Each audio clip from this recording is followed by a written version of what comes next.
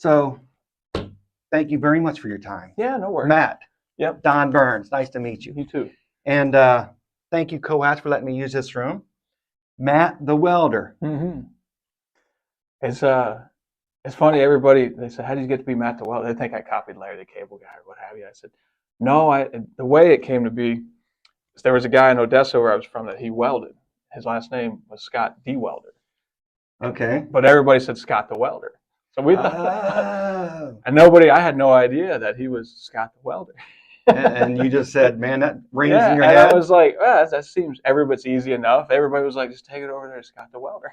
So nobody knew it was D Welder until like we were drinking one day, and I said, why does everybody call you Scott the Welder? He goes, that's my name. I said, no, it's not. He goes, no, it's D Welder. And he showed me, and sure enough, it was Scott the Welder. Wow. The little hint gave you the idea. And he worked a nursery. He works a fruit stand over there in Odessa still to this day. Like he doesn't even weld any. He goes, sometimes I'll work on trucks every now and then. He goes, but I like plants now.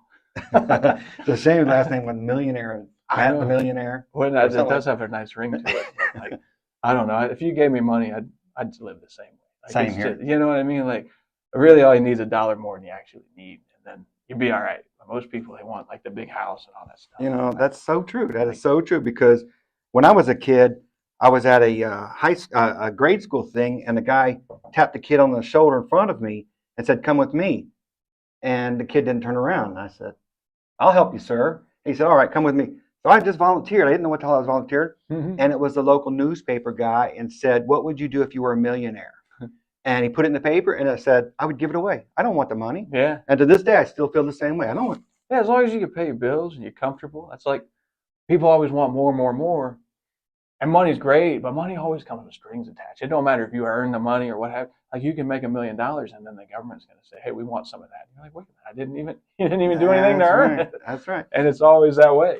So you're from Odessa originally. You grew up. What high school did you go to? Sickles.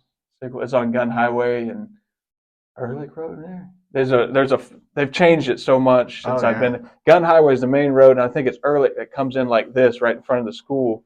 Originally, when I came up, the high school, it wasn't there until the 90s. They built the high school, and then it was a horse farm, and then there was a vet that owned a horse farm. He sold that out. Now it's a Publix, and we used to skip school in the Publix. It was a great thing that they built that school. Well, actually, there was a golf course next door to Sickles. I can't remember the name of the golf course now. It's been so long, but it was a huge, like, ritzy golf course. Even though back then it was kind of like out in the sticks, and everybody would go to play. They'd have tournaments and stuff. They're all the big name golfers, which I don't know because I don't follow golf. Yeah. But we would sit there, and I had train horns on my truck, and we'd wait for them to tee off, and we'd hit the horn, and we'd laugh that the ball would go over. And then one day we would go out to the ag field, and it was always a big walk to go to the ag field. And there was a sinkhole under the fence. I mean, a huge sinkhole. Like, just God gave us this sinkhole. And what we could do is we could go under it. Now we're in the golf course. We didn't have to scale the 6-foot fence.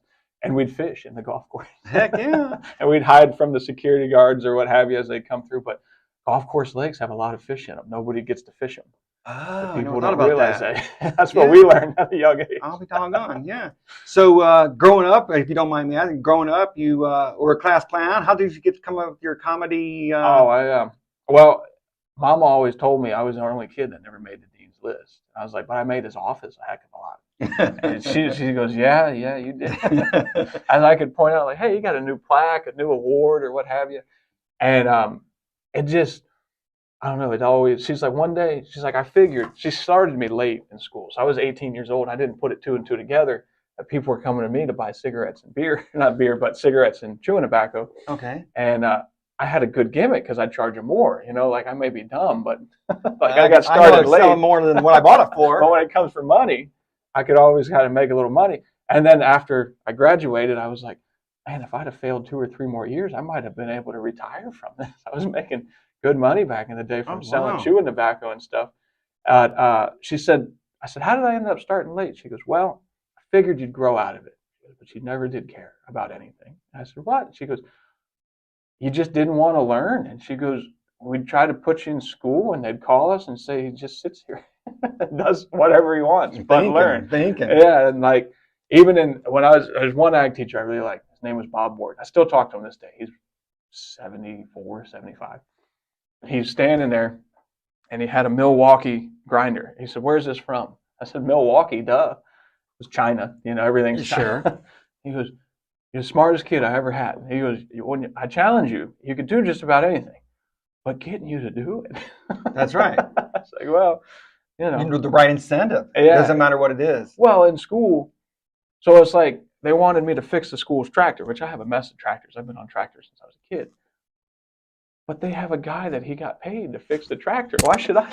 That's right. And they're like, well, it's a learning experience. I said, but I already know how to do it. What am I here for?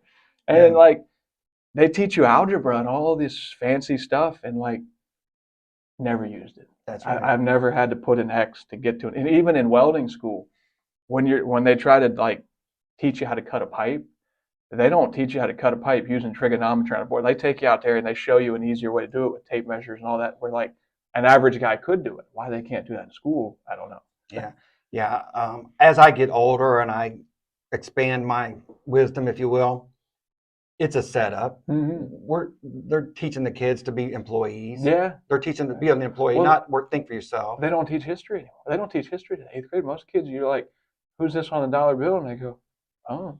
Are you serious? Oh, yeah. They don't I had no idea. They'll give them like a little world history in 6th grade. Like I got a son, he's in 6th grade, and he gets a little bit of world history to where like they'll teach him, I don't know, just off the wall stuff. Like what, I don't even. Sure. Nothing that you could relate to. It's not the truth anyway. It's not like you can relate to it. Yeah. And I said, you know who Andrew Jackson is? He said, no. I said, you know who Washington is? No. You know who Robert E. Lee is? No. And it was just, I'm like, so what do you learn in school? He goes, they teach us math. And I said, well, what kind of math? And he starts trying to do the math. I said, yeah, it gets a whole lot more confusing. But like you pull a tape and you say, hey, I want you to read this tape measure. There's not a single 6th grader that can read a tape measure. Wow. I had no idea. My son is 22 and my daughter is 18. She just graduated high school and she's years beyond her age. And my son's still learning some of these things. But as I help them growing up, I seen that they're just trying to teach you to be an employee. Yeah. These corporations. Well, and then it's like they want you in there and then don't question anything. Because if you question anything, it gets sent to the principal's office. And like that translates to when you work, you get sent to the HR office, which I was there a lot. Yeah. Sometimes, like the jobs I worked, like the rules when you're flipping through and you're like, why aren't we allowed to pick up roadkill? Who did that? I did that. Yeah. Wow. And like they'd make rules about it. Like I worked for FedEx Express. I used to drive their tractor trailers. And the job was the easiest job in the world. They made it to where like the lightest thinker out there could do the job. Sure. All you had to do as a truck driver was say, okay, this is can number X, Y, and Z, 1, 2, 3, and you make sure it's on this paper, that paper. Okay, I make sure it's going to Lakeland, so I'm going to take it. And that's all you had to do. Make sure it was in there. And then you'd open the curtain a little bit. Okay, that's what they wanted. Make sure everything was going to Lakeland. And people would still mess up. Wow. People would leave. Like one day I was sitting there and I left my door open and a guy ripped my door off with a truck. And they were like, well, it's your fault for leaving the door. I was like, how? I'm sitting still. Yeah. Like, he's got a license too. Why don't you hold him accountable? They're like, you shouldn't have had your door open. I was like, how am I supposed to get out of the truck? Yeah. And they tried to write you up. They tried to. It was big, like if they wrote you a letter. Like if you got 3 letters and you're out of there. And they tried, like the guys that I worked with at FedEx, if you had those group of guys back and you could film a sitcom, it would be the funniest sitcom you'd ever watch. Because we had one guy's name was Lou. He looked like Kevin James, but he was a Puerto Rican fella. So he could speak Spanish and stuff like that. But when people, in the way he acted just like Kevin James. And he'd sit there, and when the managers and stuff, they'd speak Spanish. He'd go, you know they're talking about you, right? And I was like, well, I figured. Wow. He would translate it for us or what have you. He's like, they're talking about you. That is funny. And like, looking back, I don't know how packages made it to where they went. Because we had a guy, when we worked in Brandon, Lou told him, the guy's name was, we called him B-Rad. His name was Brad. But we called him B-Rad because he was always like, he was radical, but not like any way left or right. His behavior was radical. Like the way he just behaved was out there. Enjoying his time. Yeah, like he didn't have a care in the world. So Lou tells him, hey, go over there and drop your drawers and put your butt on Frank's windows. Because Frank's had these big windows that just looks out. So he did it. And we were shocked that he did it. And they fired him for doing it. Yeah. And Frank came out, the manager goes, I thought it was hilarious. He goes, I'm laughing. And he's like, but He's like, I'm writing a guy up for showing up late. How can I write this guy up for showing up late? And then B-Rad does this. And he's like, I had to. He's like, I feel bad. So as he was leaving, there was always and FedEx was a great place because like it was horrible, the management, but like the system that they made was cool. I said, B-Rad, call people help because they work you to death in there. Like they work at like 12-hour days sometimes, especially the guys that run to your doors. They're running back. I said, call people help. Tell them your grandma's having a baby. Just make up something that like a personal thing that like whatever, and you'll get your job back. He goes, no way. I said, you told me about your mother. She had cancer or whatever. And at the time, his mother was in the hospital. And he called people help, and they gave him his job back. Are you serious? Oh, yeah. Wow. They wrote me up one time. I was driving a truck. My route was to go from Tampa. I would go from the airport in Tampa, which is Drew Park, up to Waters Avenue, and I would drop a load. I'd drop a trailer there. After they'd unload me, I'd move my trailer over back and in, and then I'd unhook, and I'd go hook up to another trailer, and I'd take it to Clearwater. And it was a sweet gig once you got to Clearwater because the whole side of the tractor trailer would open up, and you just sat there, and they'd unload you. So it was just drivers sitting there talking. Sound like a union job. It was almost like a union without a union because FedEx was real big. Don't get a union. And like we almost had a union, but then at the last minute, Memphis said no union. Like they voted out. But Memphis was where their headquarters was, and they could put a lot of pressure. So Memphis said no union. So we didn't get a union, but it was like a union. I was coming back from Clearwater, and there was a coyote that just got hit. It was fresh. And I stopped the truck, and I picked him up, and I looked, and I was like, well, he's got a nice pelt to him. So I was going to take the inside out because make a pelt out of him. But you only got the FedEx truck. Yeah. So I picked him up and I put him on the catwalk between the tractor and the trailer, like the little space in between where your airlines and everything run. And I knew I was going to be in trouble because as I was driving, first of all, Coyote looks a lot like a German Shepherd. Are you somebody? So people were on their phone, and this was back when we had flip phones. This wasn't even like the pictures that you could take now and send them to wherever. Yeah. And I get back, and there's two managers standing, and they're like, what are you going to do with that? And I said, I'm going to put them in my truck, and, there's no harm. You can't do that. I said, well, show me where in the policy that says I can't stop pickup roadkill in a company truck, and they couldn't do it. And they're like, well, we're going to write you a letter, and this was going to be like my third letter, and I was out. I said, that's fine. And they're like, you don't care? I said, well, I'm not going to sign it, because if you sign it, never sign anything. Right. If you sign it, you're automatically out. And I said, well, I'm not going to sign it. I said, but let me ask you guys this. You guys seem like two smart guys because the one guy was older and the other manager was about 30. One was 60, the other was 30. The other guy had been there 20 years as a manager. The other guy just started. So you guys look like smart guys, and I'm just little old me picking up a dead coyote. But you're going to write me a letter. You know I'm going to send a grievance to Memphis. Do you guys really want it out that you hired somebody crazy enough to stop the truck and pick up a dead coyote? Do you want to let Memphis know you hired somebody like that? And they squashed it right there. Are you serious?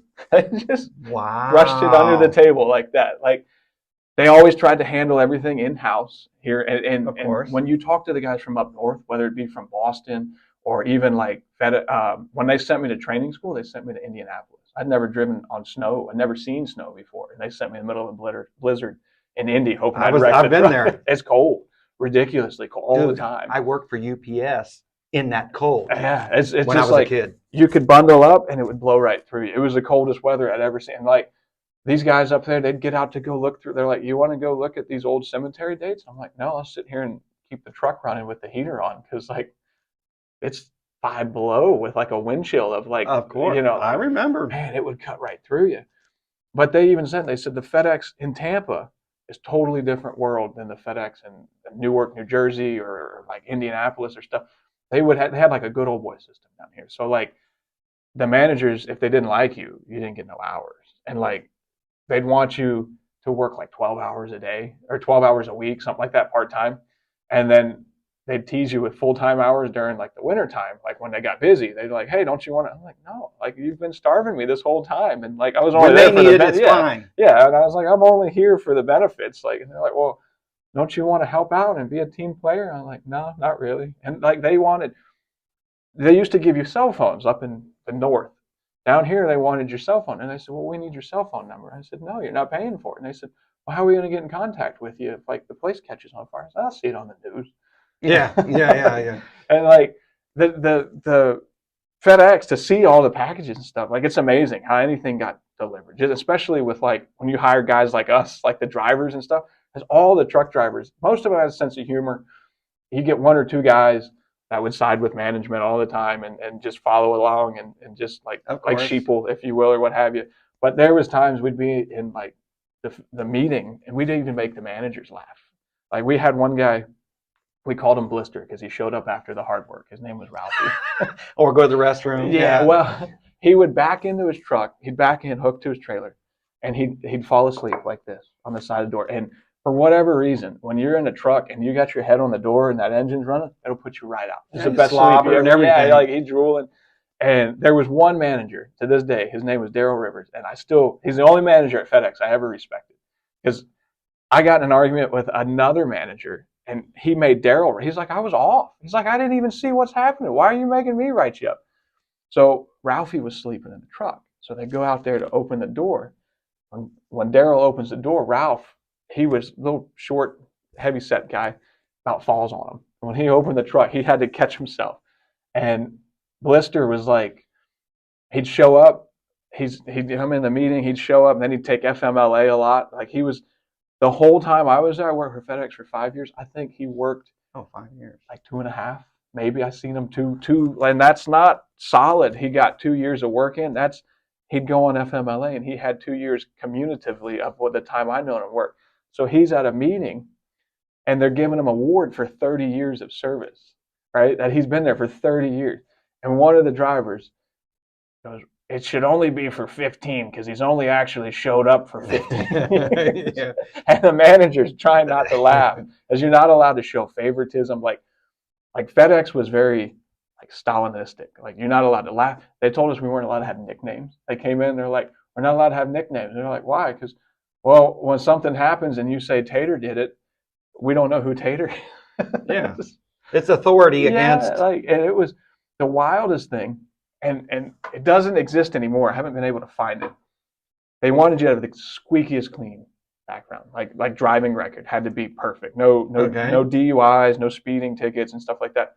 But the guy that owns the place, Fred Smith, he had like 2 DUI manslaughters up in Tennessee, but he had the money to hide them and stay out of jail. The hypocrisy. And when you type it in on Google now, in 2012, I was able to find it. Like you could find the article and read it. When you type in now FedEx, Fred Smith manslaughter, doesn't pull up. It's like he's paid money to make it just pull off the internet and go away completely. Yeah.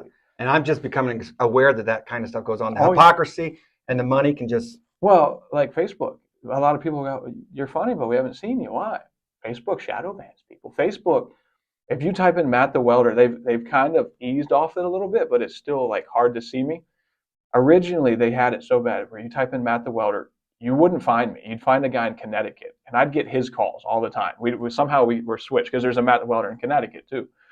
And when you clicked on my page, you'd get a pop-up warning back in the day from like the early internet's how it pops up. Of course. And it says this guy violates community standards a lot. Do you wish to continue? At least they had the option. Yeah, well, they black out my face, like when you get a fake profile and you got the gray profile, whatever. You don't even get to see me before you decide. Like if my face was going to be the deciding, yeah, he looks like a nice guy, or no, he looks like scumbag or whatever. They block that out. You just get to see he violates community standards often, and people would be like, "You violate community standards," so we figured we must follow along because you're probably saying the right thing. But when you call them to say, hey, like this has been going on for a year now, almost 9 months, we don't shadow ban people. And you're like, okay, well, you don't call it shadow banning. You call it telling people that I'm not, what's the word they use? Not recommendable. It's the same thing. It's just a matter of semantics. You know what I mean? They may just say a different. Oh yeah, we do that. Yeah, we don't call cherry it shadow what ban. we want you to know and what we don't want you to see. So like that, most people are like, we don't see. It's gotten so bad, like people on Facebook, like it's just nothing. There's a buddy of mine, Average Joey, he tours with us for, like he'll be in Lakeland with us, and he was shadow banned for a year. I said, what happened? He goes, I don't know. He said, I don't even know what I did to get shadow banned. I agree. And like on YouTube, they pulled my monetization for a video, and it wasn't even a bad video. It had Trump in it, right? And it was one of the times Trump was like, hey, one of the women that he supposedly did something with, whether you believe the he bus, did or what, the bus conversation. Yeah. Well, it was the one where he said her cat was named Vagina, right? Right. And I said it was a picture of him saying that in like a CNN kind of interview. And I said, in the beginning, I said, yo, Don, that cougar you picked up from the bar, is she crazy? And then it was Trump saying her cat was named Vagina. They said they pulled my monetization for that. And they said, it's not you in the video. I'm like, what do I got to do to make it more me? Yeah. I got to hold a sign to say it's me.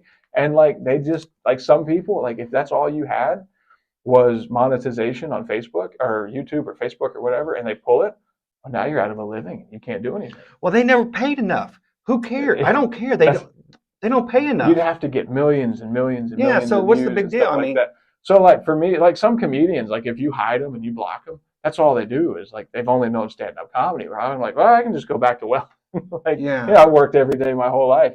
If the comedy thing was to take off and go big and where they couldn't block me, well, great. But if you can block me and make Matt the Welder never heard of again, I can take it or leave So it. do you know of anybody who's been shadow banned or blocked even bigger than you and that you can see as an inspiration to get around this BS? I mean, well, they've done it to Russell Brand. Oh, yeah, over in England. Yeah. I think he got big in the States because I remember when, like, I had never heard of him. He was on an award ceremony for BET or one of the music awards. I can't remember what award ceremony. They have so many of them and I don't watch them that it doesn't mean anything. And he was a funny comedian and stuff. He still is. Yeah, and they say that he groped a woman or did something with a lady It's or all what Trump. And which, hey, if he did that, yeah, shadow ban him, pull his monetization. But like, he hasn't even been brought up on charges. He's not innocent until That's how you proven know. guilty. He's just like, they pulled all of his stuff, and they only pulled his stuff. So this happened before he was like, as he got famous. So we're talking at least 10 years. So this happened 10 years ago, and they had the same people that pulled his monetization. If they knew about it, which they did, I mean, like I know what Joey does, and is, you know what I'm saying? Like, Sure. everybody knows like the habits of other people or what have. So like they would have known, and now everybody's like, wow, we can't believe Russ. Yeah, you can. Like if you really thought, like if you think right now that he's that guy, that like he did this to these women, you knew he was doing it to those women when you were hanging out with him because he didn't hide it in front of his friends. So he's had no trial. He's not been convicted. He hasn't even had a court appearance. And they pulled his monetization. And it's basically like they only did it after Russell Brand did 180 and was like, hey, the system's rigged for everybody. He came out and not just like they stole an election or whatever. He didn't even say that. He was like, the system's rigged for everything. Don't take pharmaceutical medicines. Don't do this. And then he went off on this like holistic bender over there in England or wherever he went on this. And he comes back and like, he's accused of sexual assault, and they pulled all of his money and stuff like that. And it happens like that. And most people, you don't realize, like if you got a Facebook and it's just your Facebook and you're talking to your work friends or your family or whatever, and you don't actually post content, they will find anything they can to say, we're going to pull this. We're going to hide this from you. We're going to hide. We're like, this is why we're doing. Like one time I posted something on Facebook and it said, I'm looking for a recently divorced woman that's selling her husband's tools for cheap. And it got a lot of response. There was a lot of women like, I hate him. And they like hit it. And the one lady was like, yeah, he did this and slept with my sister, whatever the deal. And I said, well, next time I see that guy, I'll kick him right in the nuts for you. They flagged my comment as violence. And I'm like, does Facebook really think I'm going up to random people as like a greeting and kicking them in the nuts? You know? Why would you tell someone I'm going to do it? It's stupid. And it's just any little thing that they can pull, anything that they don't agree with, like they'll go through. And the reason why they can do this is like when you hit that I agree to sign up to Facebook, what you don't realize you're agreeing to, because who has time to read all that stuff? But like, I'm a comedian, I have time to read that stuff. So as I'm sitting there reading it through, if you try to sue Facebook, you can only sue them for like $500 or $100. The amount limited liability. Yeah, it's ridiculously low. So no lawyer will pick it up. Say you did find a lawyer, you're a lawyer that gets shadow banned and you want to sue Facebook. You can only sue them in one court in California. I think it's like District 32 in Northern California or something like that. And I'm like, as an average Joe that likes to have a few beers and stuff like that, wouldn't that be a great way to get out of a DUI? Like, hey, officer, you can only sue me. You can only take me to jail in Northern California. I have Right. immunity everywhere And have it else. removed from the Yeah, internet. yeah, like everybody else has to play by the rules, but if you're big enough, you don't have to play by the rules. You can do what you want. And like it's just wild like that. Like when I read that, I was like, so that's why nobody has, everybody says Facebook has no free speech, no nothing, whatever, blah blah. And there's nothing ever gets done because you really can't. Like they've got it so rigged that like can't do nothing. You just kind of go, well, that sucks and move on. Yeah, if it's truth, if it's common sense, they're trying to cover up the common sense. Let's get back to common sense. Yeah. No. We want to control. We want to send you our way. We want you to do what we want you to do. It's ridiculous. Yeah, it's just like it goes back to like they just want bodies. They want warm bodies. And like every job I worked, I came to that conclusion. Like I worked on heavy equipment on the side of the road and stuff like that for a construction company. That's all we do is build roads. And that's all they wanted out of a worker. If you could work a shovel, you got a job. And like if you could work a shovel and keep your mouth shut, you got a job for life. And they'd put guys on machines that had no training, nothing. And then be like, well, why did he just run a loader into that truck over there? Well, he didn't know how to stop because you didn't teach him. Yeah, it's so true because I worked over here at Watson Clinic as a maintenance man for a couple of years. And when the work orders would come in, I'd go grab whatever. I didn't care what it was. I did it. And there's this freaking guy who they hired on. I don't know how he talked his way into it. And he just sat there and look at him. He wouldn't do anything. Yeah. And I put up with this for 2 years. And on my 2-year anniversary, I said, look, you're either going to give me a couple bucks an hour more or I'm walking. And I walked out the door. It's ridiculous. I got in not an argument, but I was working on the owner's new Winnebago or whatever. I say Winnebago. I don't think anybody drives a Winnebago. That's an old saying now, but it was an RV. It was a really nice RV. I remember. And it has like a Mercedes was the van, the little Sprinters or whatever. I never worked on a Mercedes or anything like that. And the plug was different for the trailer they wanted to pull. So I was in there with a test light and I was trying to figure out how Mercedes has it wired or how this coach has it wired versus what I got on the trailer plug. And as I'm in there, my hands shake after a while. Like if I've been working all day, my hands just start like trembling. And I touched power to ground and I blew something up in the RV. I knew what I did. The new ones, the LED lights, they'll backfeed into so you'll turn your turn signal on the left and it'll backfeed to the right. Now you have two signals. Right. So they make a little box to keep it from doing that. You didn't have to worry that with the incandescent bulbs. I know where that box is on a Ford or a Chevy or a Peterbilt or something I've worked on, but Mercedes, where is it? And my boss comes out and I was talking to the owner and he says, hey, did you tell him he's fired? I said, look, my toolbox has wheels because it'll roll out of here just as fast as it rolls. That's right. Well, was there a fuse? I mean, should have just blown a fuse. there was a box about the size of a wallet. And the fuse didn't blow. It was a 15 amp fuse. If it blew the fuse, it would have protected the box. That's right. And that's the whole point. Yeah, I find the box and I'm like, well, this is it, I think. And it was under the seat. If you guys ever blow up something on a Mercedes, that little box is under the seat. And I pulled it and I opened the box up and it's just like a computer board in there. And you could smell like the melted plastic burning rubber smell or whatever. And I went, I found it. And it was $600. And the RV was so new. It was 2019 when everything, like for a while there, 2019, when COVID hit, you couldn't get parts for nothing. Like you'd order it next day and people were like, well, we'll charge you next day. And if it doesn't show up, COVID, you're still paying the next day price. And they're like, we've not had anybody blow this up yet. It's still in Germany. It's like 3 weeks out. Did it take 3 weeks? But it did. Yeah. 3 weeks ain't that bad. And it shows up and it took like 2 minutes to put it in and it still didn't work. And they said, well, what do you think? I said, well, you're going to have to take this piece you're going to have to take this van over there to Mercedes and have them diagnostic. The computer, everything you change out nowadays has to be like synced with the computer for like learned or what. They do it on solid state on purpose. Yeah. So like, I was like, I think you got to do that. And it would take you about an hour. And the owner comes back and goes, you're right. It took about an hour, but they charged me $300. Wow. And I went, and like, they didn't have anybody that could fix their stuff really besides calling Cat. So like, they didn't fire me. I didn't get in any trouble. They were just like, it happens. I'm sure they wrote it off as a business expense or whatever. Course, yeah. And I was like, I knew what I did, but like trying to find it, and the other guys that were working in the shop, I've watched them put power to ground and they can't figure out why they keep blowing stuff up. And I'm like, wait a minute, why am I working so hard on this? I agree. I'm just one step up to get fired in a job. you have to be the lowest rung on the ladder. So as long as you're one step above the worst employee, you're safe. And most people don't. You can always blame it on him. Yeah, most people don't understand that. As long as you're like, people are like, you could probably be a really good welder if you try. And I went, well, what do I get out of it? That's so right. Like, you're the best welder, but like, I don't, you know. That's right. I agree. And these engineers who design these cars these days, designed obsolescence. Yeah. They design it so that it will break at a certain time. They design it so that the common man can't diagnose and troubleshoot it.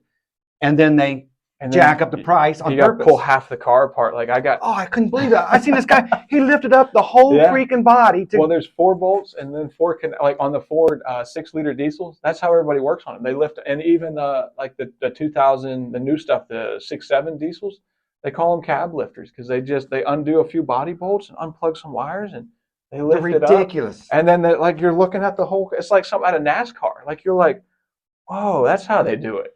But like, if you don't have that lift, you take a 3 or 4 hour job. Now it's an all day job or 3 days.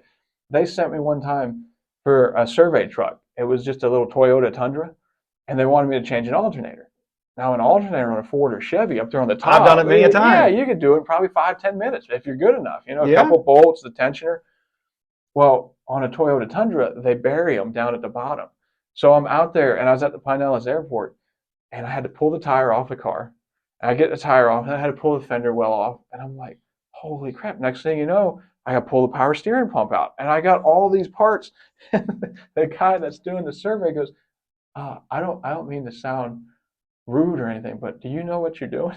I was like, do you see this part right there? He goes, yeah. I said, that's what's bad. He goes, well, like, if you take much more apart, I'm not going to have a truck to drive home.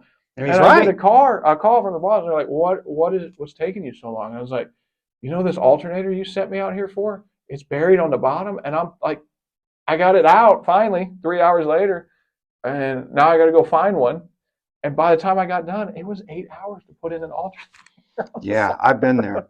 Dude, I've been there. And I can't remember what the last one was. It was a foreign car, and I was trying to help my brother. And the only access was to lift up the front right tire, take it off, and then they had the cover well, and you had to go in through that. Yeah. But see, I grew up, my first car was a 76 Grand Prix GM. And I know GM well. I've changed everything on a GM, a couple Fords, you know. And back in the day, you just do it. Nowadays, they do it on purpose. And it's biting them in the butt now, too. You say, like, the engineers, the new Chevy 1500s, they don't have a tensioner, a belt tensioner on them anymore. So if you were going to do that, you would do that on like the old ways, where you take the alternator, and the alternator is your tensioner. Sure, you just slide it wherever you want. Yeah, and tighten it up. They're stretched to fit belts.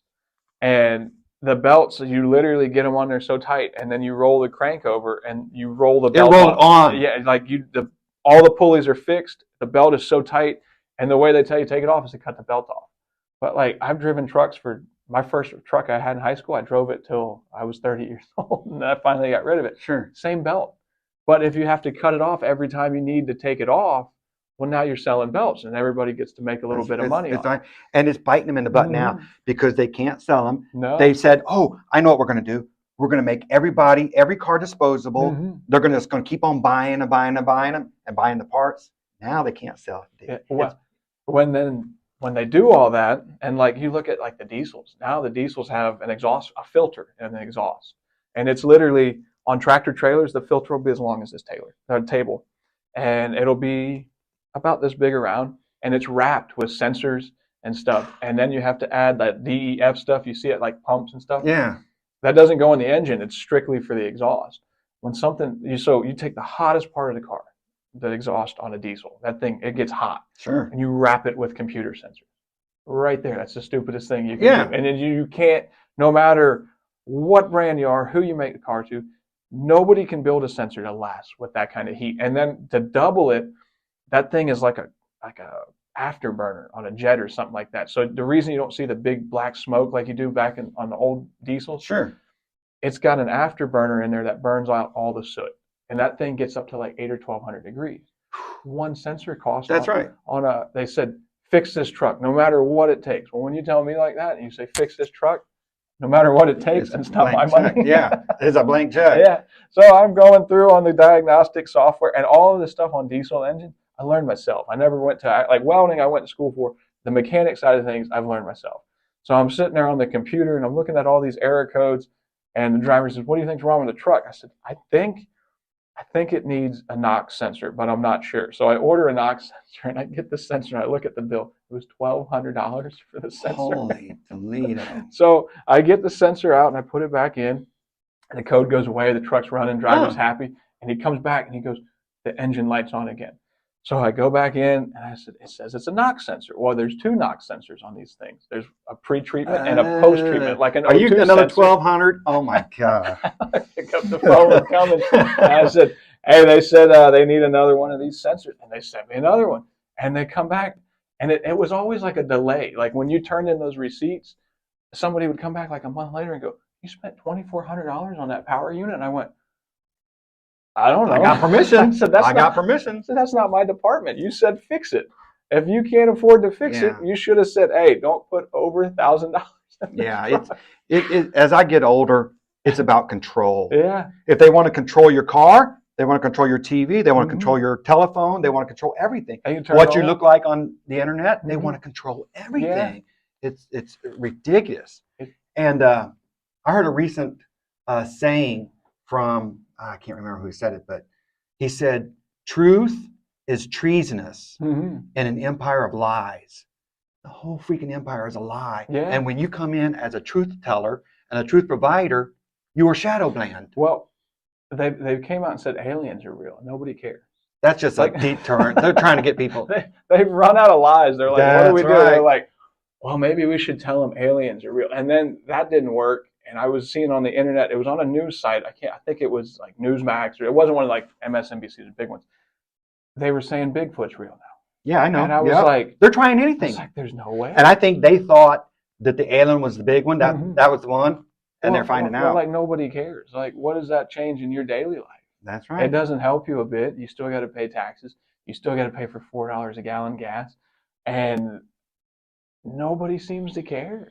Well, there's a lot of people. I mean, you can't exactly see who does care. You have to get down and talk to them. And, you know, the tides are turning in our favor. Well, when you look at like when Nixon lied to everybody back in the 70s, and the American people didn't do anything about it. Nobody was like, we need to jail him, try him. Like nothing happened really to Nixon.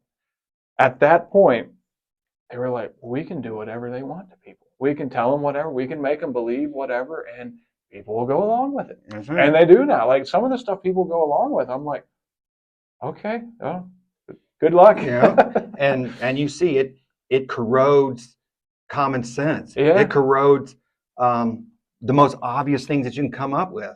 Well, people don't know how to think anymore. Like, that's what it is. Like they won't think for themselves. Well, especially like if you're working on a big piece of machinery, like a bulldozer or something like that, if something goes wrong, and you don't know how to think for yourself, you're either going to kill somebody or you're going to kill yourself. That's exactly right. And like the amount of people that they're just putting in machines nowadays, and part of it is when you see them guys on the highway and they're cutting the road down with a bulldozer or whatever, and they got those little they look like this shape here, but they're upside down like this. Yeah, yeah. Those are GPS, and those GPS is actually telling the dozer blade when to pick up to cut down the grade.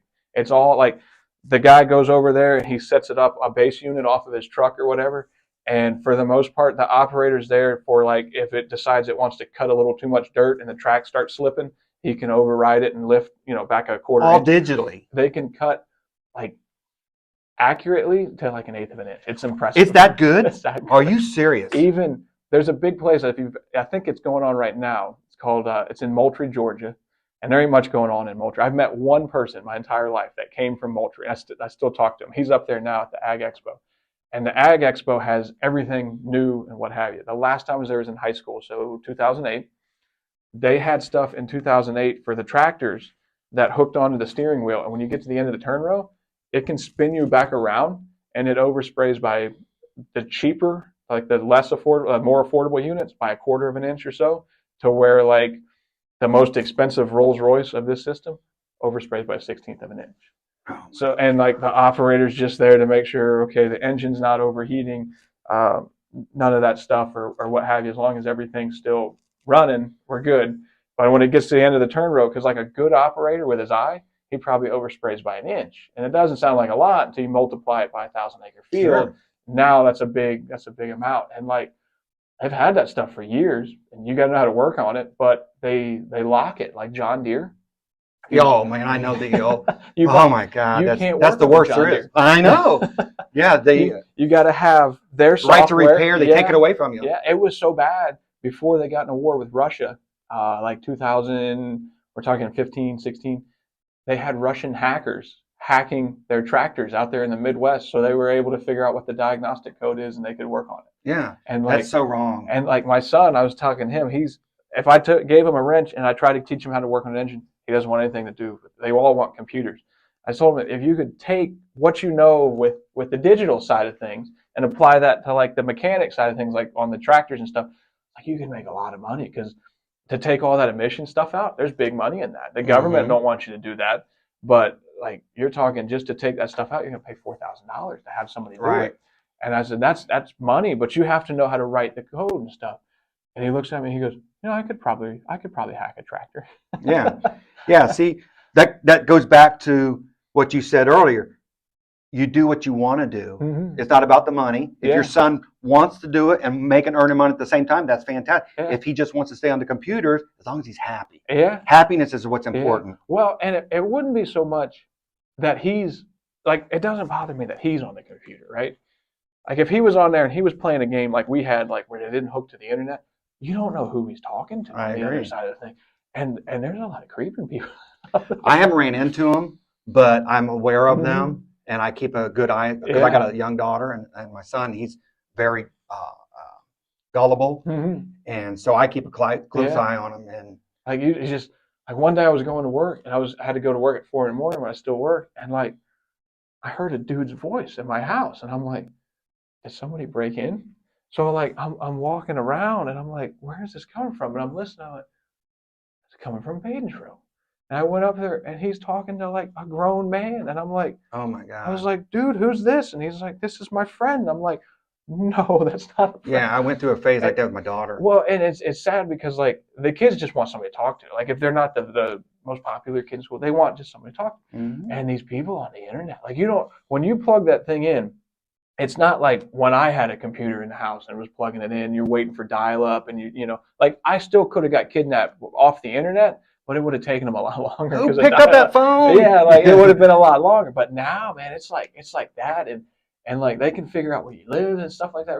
And to try to tell that to a kid, there's no easy way to, because like they're developing. They don't pick up on it. They don't realize like when you hit enter, they can figure out who owns the house. Like it's crazy what they can do on the internet now. Yeah. Like if they can shut your internet off and hide your Facebook with a click of the button, they can do everything like that. Somebody else can do that to you, hide you, hack your modem or whatever. Sure. And like people don't realize, like when you're hooked to that computer and you're doing data, they're watching. Everybody's watching. I worked for Disney for a couple of years, and I was in the phone call center just making reservations. And a couple aisles over, I heard this lady said, "Well, fuck you, bitch," on the phone. Right. And I'm like, oh my, dude, 10 minutes later, they came in and took her out. They're listening. Yeah. They heard her say it, and they walked her right out the door. It's bad. Like, and like now, like if you curse, which as a guy that works for a living on the job site, it's always curse words or what have you. And like if you say that at all, like while you're talking to somebody, like even like in the schools, like if you're talking to somebody at kids' school and you accidentally say a cuss word, oh my God, they make it out like it's the end of the world. I had a guy, my kid got bullied at Turkey Creek Middle School. And Turkey Creek Middle School, Turkey Creek, it's so bad right now. If you type in Turkey Creek fights on the internet and stuff, oh wow, they're beating the daylights out of them. So I'm talking to this assistant principal, and he comes in, he's about this tall, little short guy. And I said, hey, I want to know, my kid's getting bullied, and you decide, because he gets up to move to sit with the one friend that he's got in lunchroom, you put him in detention, but not the kids bullying him. Why?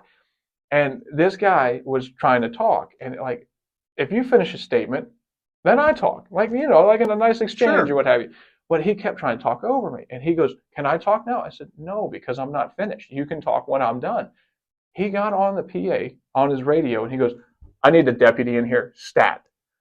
And I laughed. I literally looked at him because we were sitting at one of them school conference tables, and I'm 10 feet away from this guy the entire time. I didn't stand up. I didn't say anything threatening. I didn't say I'm going to put hands on you. I didn't say I'm going to tear down the school or anything. It literally, the only thing threatened was this guy's ego. Okay. That's right. And he gets on there and says, I need the deputy stat. And I laughed at him and I went, I think you just abused your stat privilege. I said, but if you want to wait for the deputy, we'll wait for the deputy. And the deputy comes in. He goes, what's going on? I said, well, Mr. DeRay over here, his ego is threatened because he's not allowed to talk over me. I don't like it when people talk over me, and he keeps trying to talk over me. So he called you. I don't know why you're here. I really feel like he's wasting your time. And you can see the deputy was like laughing the entire time. And he talks and he tries to make his point or what have you. And then when I start talking, he looks off like this. And I went, listen, I paid attention to you. You could at least pretend to have the same respect for me and like engage in a conversation instead of calling in a deputy. I said, this is like you go against, so we have a different point of view of what happened here. So for you to try to intimidate me, you call the deputy like I'm scared to go to jail. I'm like, if he really thinks I did something wrong, take me away. I said, it's not the first time I've been lined up. I've been detained or what have you. You know, I've never gone to the clink clink, but like I've had cuffs on me sitting on the back of my truck. It's not an intimidating experience. That's right. You know what it is when you're sitting there and you're like, I might go to jail, and you go, well, at least I don't have to go to work. There's always a bright side. That's right. That's right.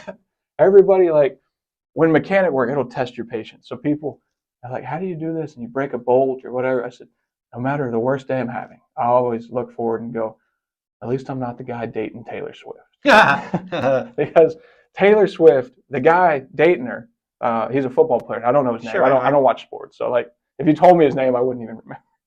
But he gets on and he turns on the TV every morning. And then he sees himself and Taylor Swift dating. Okay. And whatever, that's cute. I could go along with that. But then for whatever reason, as soon as they show the snip of Taylor Swift and the football player, they show every other wiener that's ever been inside Taylor Swift.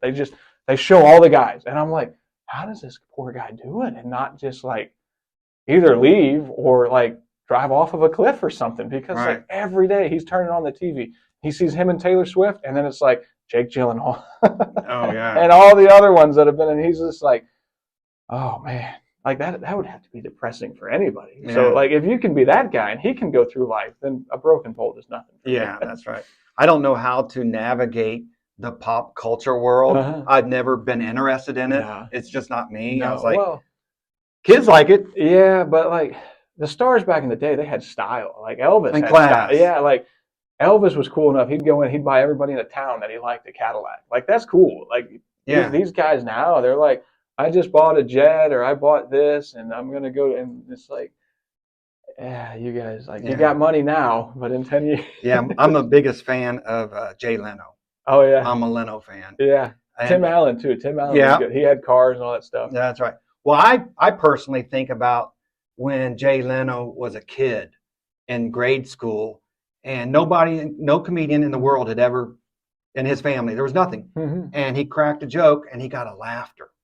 And then he's like, wow, I got a little tension, endorphins and all that. And then he did it again. He did it again. He did it again. And the man became a legend. You know, he had money and did all that other stuff. But to think that he came from nothing and to the top of the, I respect him so much. You look at like the Tonight Show. I don't even know who's on the Tonight Show now. It used to be Letterman. And then it went from Letterman to... what's it? Conan O'Brien or whatever. And Conan, you could kind of got rid of him real quick. Yeah, and now it's like everything's political. And like if you don't follow the line of the corporation. Like back in the day, the Letterman was funny. And like there was one episode, I still watch it. It's Charlie Daniels. Charlie Daniels was on there. And he was interviewing Charlie Daniels.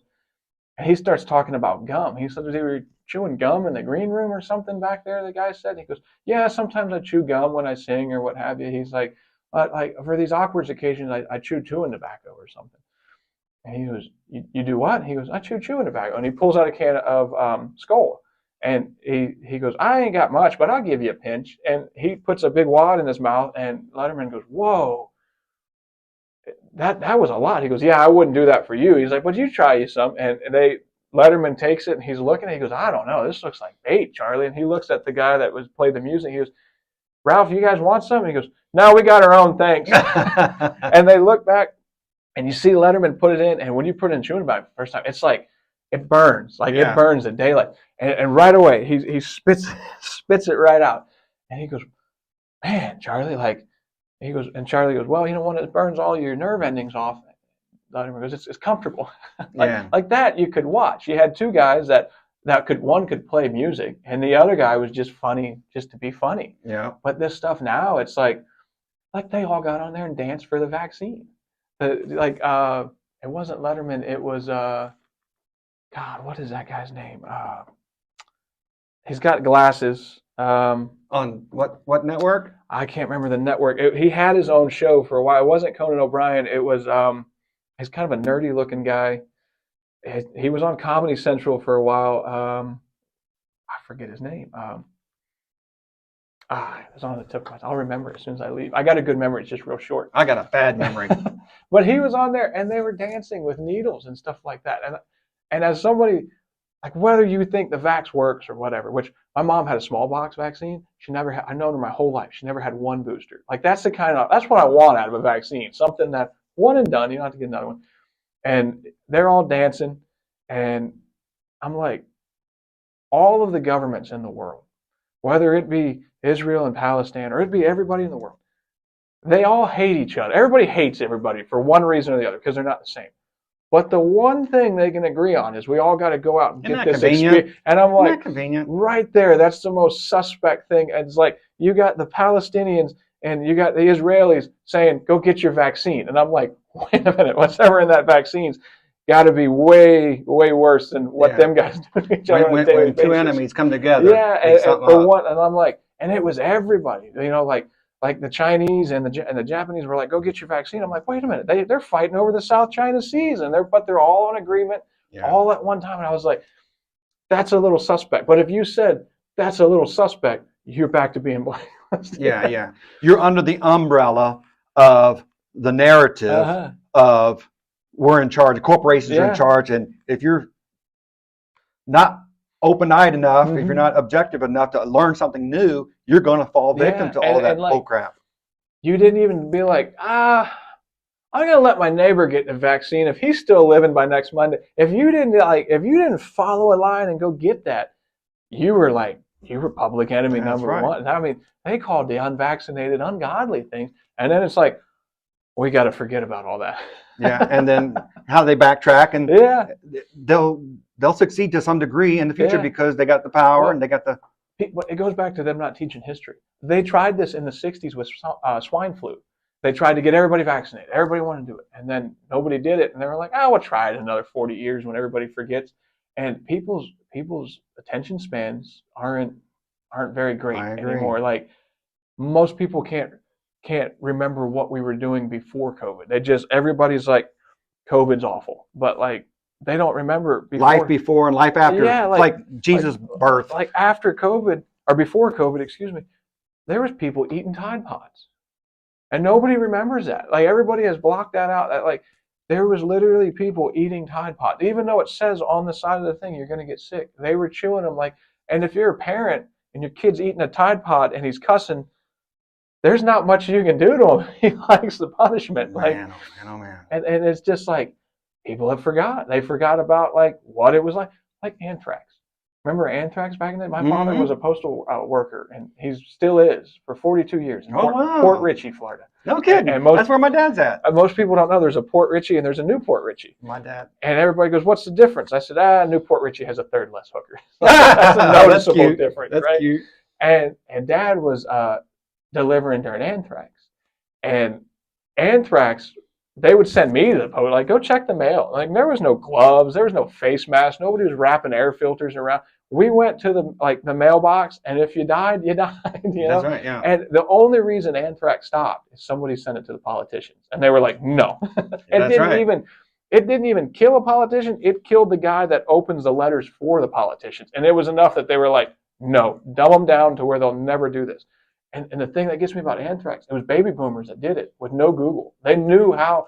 They said the guy that was mailing out that anthrax was a plumber from Ohio. And I'm like, how did a plumber from Ohio know how to cook ricin down into anthrax? And like my old man during the thing, I'll never forget. He came home and he'd always tell us what happened on his mail route. Because in Port Richey, he's on 19. He goes all the way. They've changed it so many times, but he turns around at 52 right there at the Dunkin' Donuts and comes back. And he would come home. He'd always tell us his stories about stuff that happens. And he's like, today, one of my customers thought he got anthrax. And I said, really, what happened? He goes, well, I told him, you live in Port Richey, Florida. You're not important enough to be anthrax. Yeah. And he's like, it was a package, and it was a big box, and the white powder came out of it. So, and he's like, he ran me down, which it's not hard to do. My he's 74 now. His mail truck's very slow. He drives, he's after the overtime, more or less. So, and he doesn't like to go home. He's been married for a long time. So if he can stay at work, it's great because he doesn't have to go home and talk to my mother. So the guy runs him down and says, Big John, I think I got anthrax. And the old man goes, shit. And they put this on the postal workers. He's like, I put my latex gloves on. And he's like, I got this checklist of what to do that the post office gave him. And the first question, who sent you the package? And he goes, who is Mary Jane in relationship to you? He goes, that's my daughter.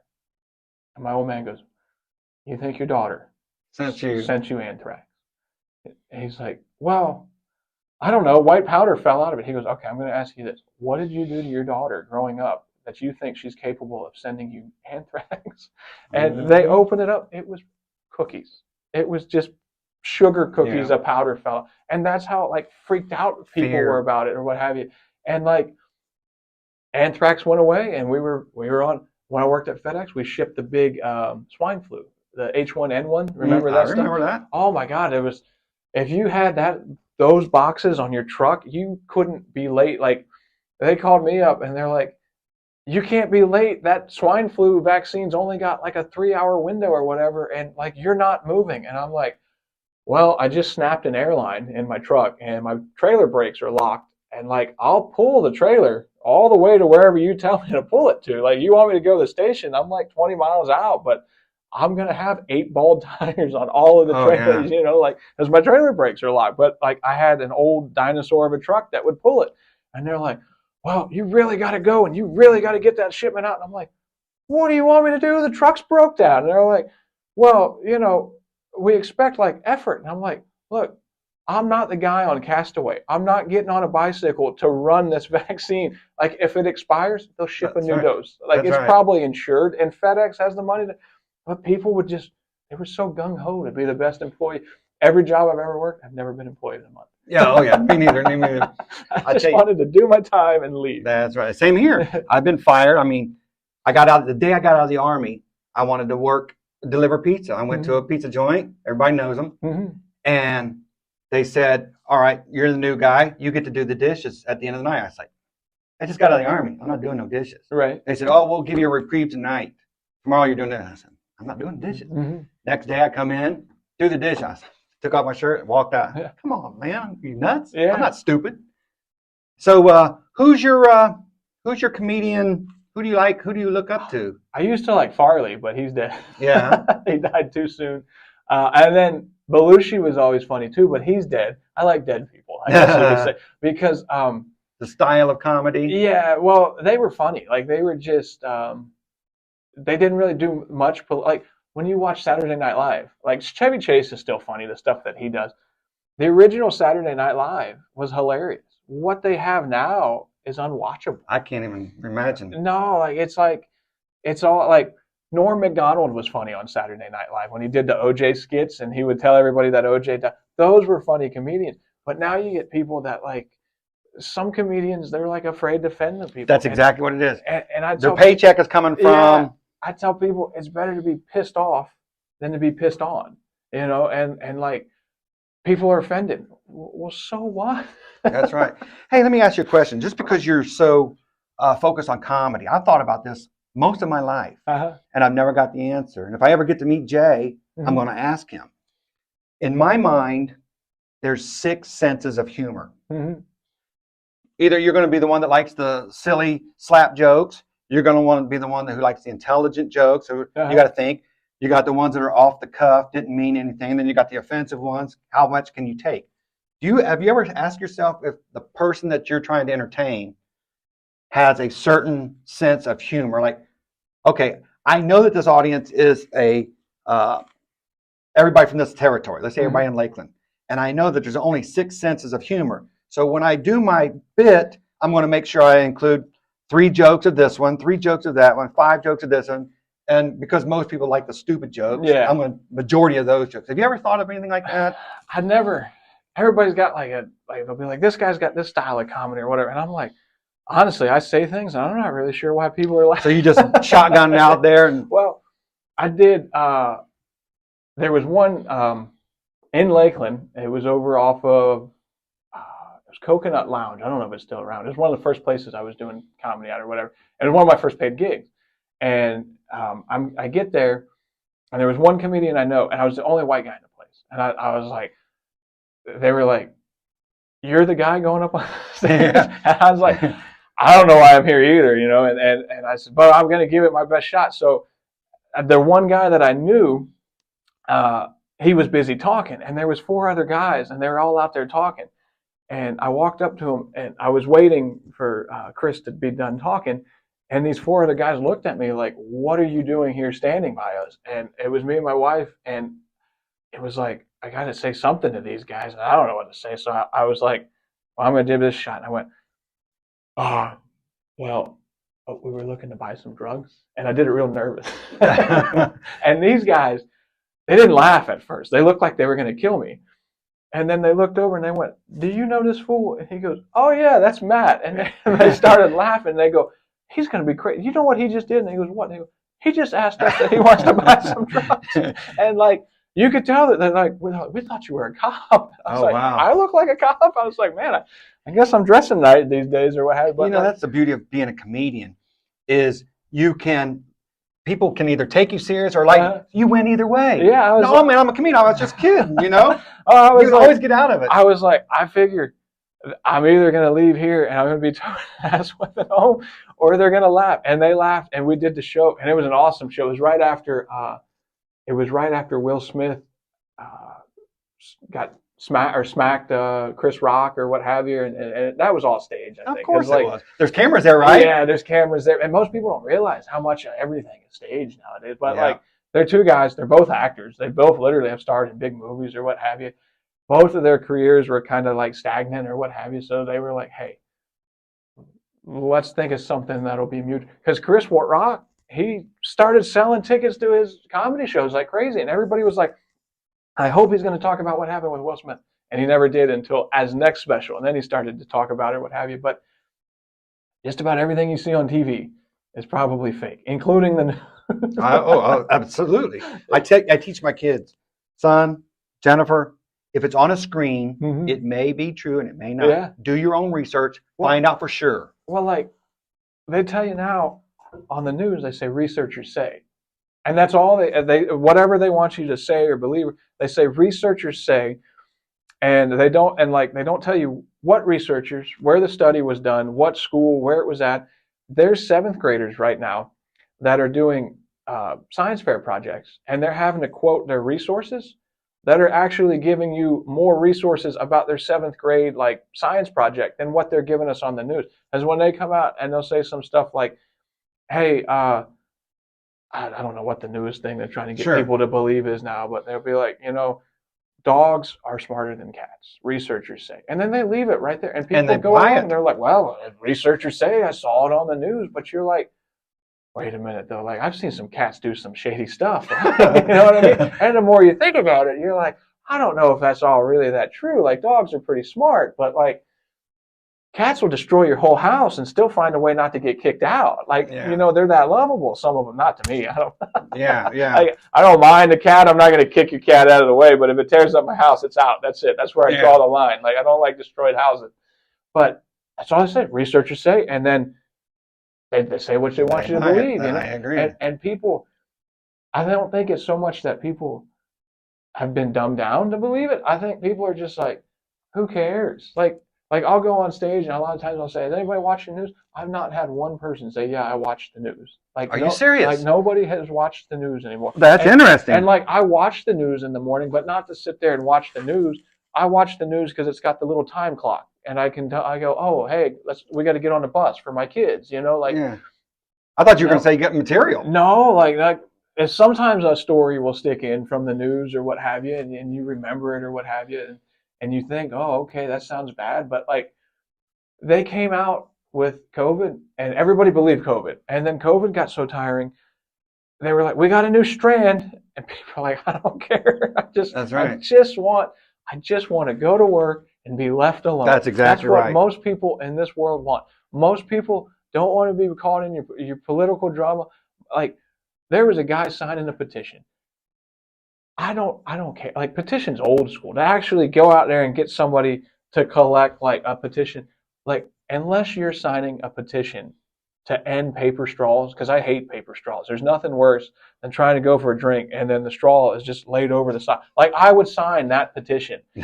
But if you're trying to get me to sign a petition for whatever your side believes in, I don't want to sign your petition. It's not that I'm rude. I'm just tired of the bullshit. That's right. And you're not thinking for yourself. You're just doing what they're told you to do. And like, yeah, you got my signature, but who are you taking these petitions to? Because like, people, they call them lawmakers up there in Washington, like the Capitol or whatever, but they're not lawmakers. They're representatives. Get it right. They're supposed to work for us. But I've not one time, my representative has never said, hey, where do you stand on this Israeli thing? Or where do you stand on this Ukraine? They just do whatever they want or what have you. And the craziest one I saw was Dianne Feinstein before she died. Oh, she's dead? Oh, yeah, she died. I didn't know she died. Oh, yeah, she died. And her kids are fighting over like $122 million estate. And I'm like, how did she get that on public service salary? But before she died, her last vote on the Senate floor, I think she was a senator or she a representative. I don't know, whatever. Her last vote, all she had to say was yay or nay. I heard this one, yeah. And she gets up there and she starts giving a speech. And somebody comes over and goes, just say yay. And I went, whoever told Dianne Feinstein to say yay is actually who's running the country.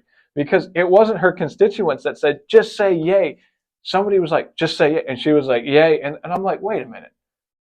If we were really taking the Senate serious, that vote shouldn't count because she's incompetent.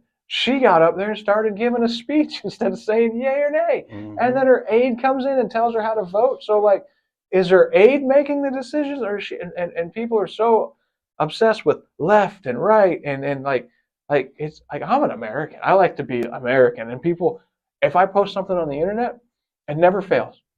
It doesn't matter if it's pro one side or the other, you know what I mean? Because nobody can be right all the time, and nobody can be left all the time. Right. Sometimes you lean a little bit. And we're all Republican, we're all conservative, we're all Democrat. Like we can agree on one thing. I'm sure we could all sit down in a room, and you could probably get the Democrats and the Republicans, but not if you get them riled up and you keep shaking them on different issues.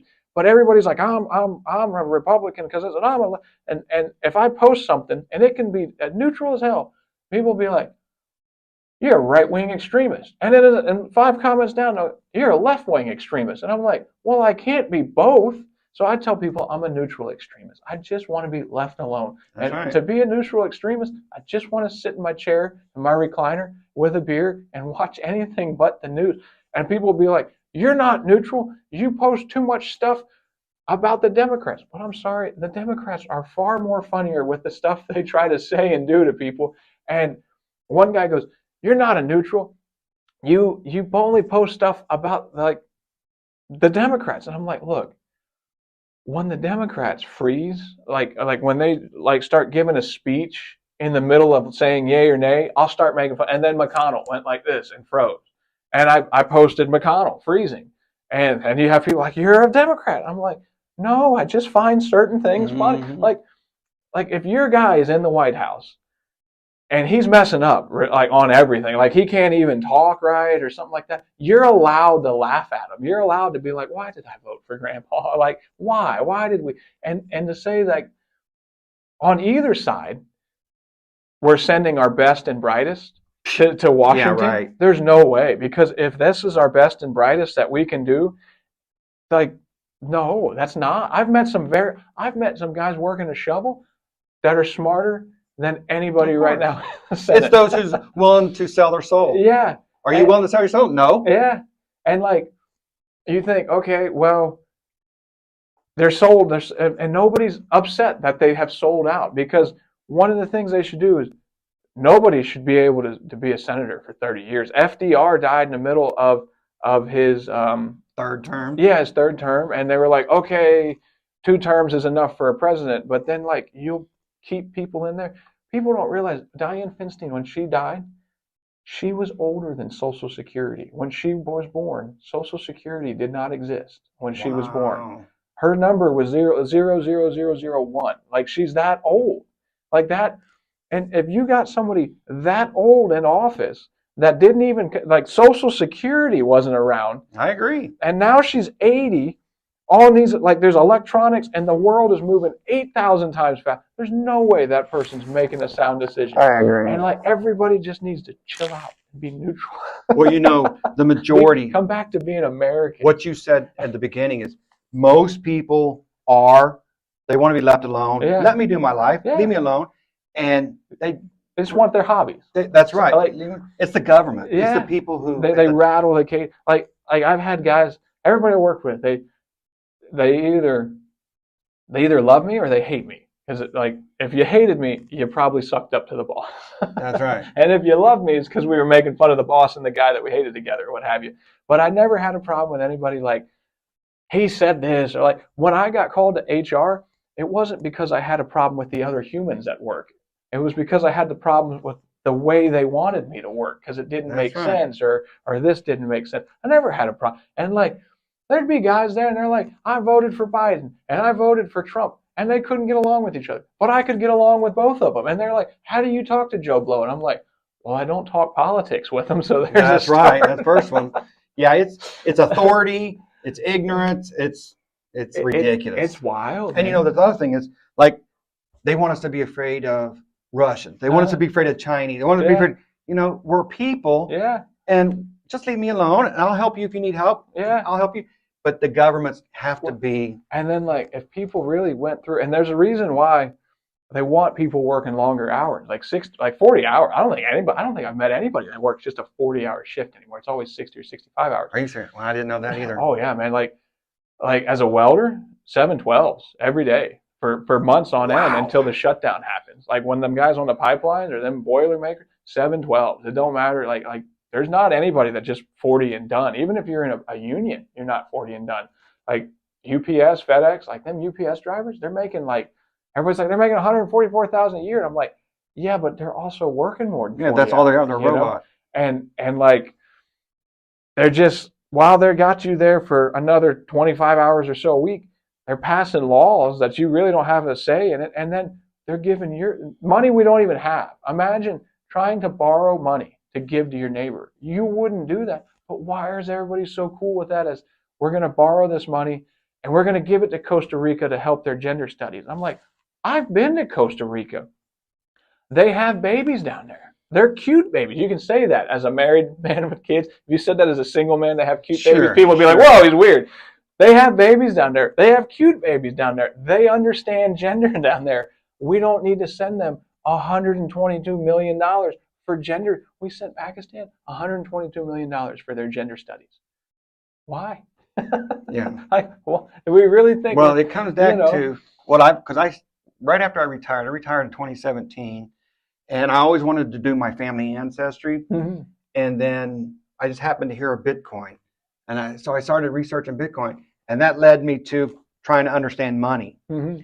And I studied money for 2 years. Bitcoin makes no sense to me. It doesn't? No. It's like a decentralized currency, I know, and stuff. But like with money, if I give you what you call money? You mean currency dollars? Like if I give you $1, you can spend that dollar anywhere. But if I give you a Bitcoin, you play hell trying to find somewhere to spend that Bitcoin. You got to transfer it and get it into dollars or get it into rubles or whatever. Your currency or whatever it is. And like, it's a cool idea, but the government won't allow uncontrolled. You know what I'm saying? Like, because like somebody's pulling their strings and they're like, wait a minute, we can't control this money. We can't control the printing of it and stuff like that. So like, I don't understand Bitcoin. I think it's a great idea, but people got so much of it, and like you really can't go in unless like Tesla or something like that. Then you can buy it there, but day-to-day stuff, it doesn't do me any good. So I'm like, Yeah. I don't know. It's too much. It's too much It's thinking. still early. It's still early. Like I got people that are like, I got a guy, a friend of mine. He's like, I have 1,200 shares of Shiba Inu, the Dogecoin or whatever they call it. And he's like, if it takes off, I'm going to be a millionaire. He told me that 5 years ago. I said, how's your Shiba Inu? He goes, I got $600 worth of. If I cash out right now, I get $600. And I'm like, that's I don't know, stocks and all that stuff too risky for like most people. So like, it'll only come into it'll. Right now, it's an asset. If you own it, it's an asset. It's like anything else. Yeah. But if the dollar collapses, and that's what they're trying to do with all this giving the money away. They're trying to collapse the dollar. Oh yeah. And if the dollar does collapse and Bitcoin becomes a currency as opposed to an asset where you can trade it, then it would have some. Then it's got some value. And if it happens, it happens. They don't teach people history. So you look after World War I, the Treaty of Versailles was signed, and I may have said it wrong because I don't pronounce it. I'm from the South. I get that. That's my only benefit from being from the South. If I say somebody's name wrong, or if I say like a word wrong, most people go, we know what he meant, just don't get into it to fix it. So they signed the Treaty of Versailles, and they saddled the Germans with all the debt. Well, Germany didn't have any factories or nothing, so they're like, we're just going to print money. Well, Germany printed so much money, but to buy a loaf of bread, you needed a wheelbarrow full of their dollars. Even to this day, I watched on Pawn Stars, and this guy thought he was going to be so rich. He opens up this case, and it's German money from right after World War I. And the guy from Pawn Star, Rick, goes, it was so worthless at its time. They printed so much of it that there's still 10 million of these out there, or maybe more. He's like, it was worthless back then, and it's worthless now. And meanwhile, we're just shooting Washington off of the dollar bill, and then Franklin off of the dollar bill. And I'm like, a loaf of bread costs like $4 now. And it was 99 cents before. And people were like, well, it's inflation. I'm like, no, well, yeah, kind of, it's inflation, but like it's done on purpose. Like they want your money to be nothing. Yeah. I remember, as you said that, to this day, I remember my mom said, Donnie, go up to Hornings and get me 5 loaves of bread. She gave me $1. Yeah. It was 5 loaves of bread for $1. It's crazy. Well, probably talking 77, 78. They had a library book. They opened it up and they found a receipt from Taco Bell in a university. It was all over the news because the burritos were 69 cents. The burritos now at Taco Bell for the cheapest one is like $3. Yeah. And it's like, that's just in our short time from like the 90s till now. When my kids get older, I don't know what they're going to do because the way they keep printing, and we don't actually owe the money. So we're borrowing it from somebody, but they don't actually tell you who they're borrowing it from. Some people say it's China. Some people say they borrowed it from Social Security because at one time Social Security had a large fund in there. And then the politicians figured out, well, there's no laws that say we can't use this money to fund the government. And then they took all the Social Security. And they're like, well, what are we going to do? It's a benefit. They call it like an entitlement. But like, no, we paid for that money. That's not an entitlement. Sure. We paid for it. But like, they get people so comfortable with using words like entitlement for Social Security. Social Security is not an entitlement. Food stamps are. Yeah. Like there's a difference. Absolutely. And like, some people need food stamps. God bless them. Let them have. But there's people that abuse it, and like they just change the words. Like they change the words of what a vaccine means. That's right, and it always typically means the opposite of what it truth is. Like they just go in and start changing, and then we make words up. I did a video where I was in a dress drinking Bud Light right after Bud Light put the Dylan Mulvaney on the can or whatever, and somebody called me a gayist, and I went, "What the hell did we make up now?" And I go over there and I type in gayist, and I spelt it wrong because I spelled it like never heard it. Yeah. Well, there's 2 words I discovered when I was looking up for gayist. Gayist, instead of saying homophobic, they say gayist because they say homophobic is outdated. IST. Yeah, and I'm like, wait a minute. To be a cyst, like a racist or anti-Semitist or whatever, you have to actually be a race or something to be the cyst. Like, you just can't make up a words and take 2 words and put gay and cyst on it and like go with. But that's what they don't. Somebody calls you a gayist, they think you don't like homosexuals or something. And I'm like, this is really, the make believe is getting out of hand now. Like people are just making up new words every day. I was on TikTok Live and I was putting a diesel pump in a truck, and it was a high pressure pump in the back of a Ford 6-liter engine, and I bet my wife I could do it in an hour, and I did it in an hour. I really got it in an hour. It's on my YouTube, me putting it in an hour, and you can actually watch this video on my YouTube of how this brought up. Did you have to pull it, or is it reachable through the firewall? You pull the turbo. Once you get the turbo out of the way, I had already had the turbo. I was just putting it back and all the parts back together. Okay. You can pull the turbo off. You got to like hold your mouth right to get the turbo out of the way. Okay. I got the turbo out of the way, and then I can kneel on the support just in front of the radiator, and I could reach all the bolts back to my long arms. I could get it out and put them in the pump in. So I got it in an hour. But as I'm doing it, there's people talking to us or whatever, and somebody said something about a bonus hole, and my wife goes, "What is a bonus hole?" Don't you even think about it, honey. Don't you even think about it. A bonus hole is what these new kids say for vagina. They're not teaching them to say vagina in school. Are you serious? They're teaching them to say bonus hole. And my wife goes, "No way. And secondly, how do you know that?" And I was like, I saw it somewhere in the comments, and I was like, a bonus hole. And I typed it in, and sure enough, like I've never used Urban Dictionary so much in my life until this Gen Z kids come along or whatever. And sure enough, a bonus hole. And the thing is, right now it's funny. We're laughing at it. But one day my wife's going to be in the hospital, and the doctor's going to ask her about her bonus hole. And like, you're going to have to figure out like how to communicate. And I'm like, they're just making up words now. Right. Like they're changing everything. And it's not like for the better. Like if you're making words like that, I had a thought the other day. I'm in the hospital a lot because I got a bad heart. So they drew the curtain. And as they drew the curtain, once they draw that curtain, then they commit HIPAA violations. I don't know why they think pulling that curtain, like we can't hear what the other guys got going. Of course. But like you can totally hear what's going on over there. So they pull the curtain, and they're talking to this lady, and the guy holds up the x-ray, and he says, "Ma'am, you see this mass right here?" And she goes, "Yeah." He goes, "That's your prostate." I'm like, "Oh, no." And everybody. And I'm sitting on the other side going, "That's Sheila's a bloke." And they're like, "Sedate him." And that was the only way I could get sedated in the hospital, was to make fun of people next to me. And I'm thinking to myself, look, if you want to lie to everybody else on earth, if you want to say you're a woman, I'll go along with it. I'll be like, sure, Don's a woman now. I'll call him Donnie with an I.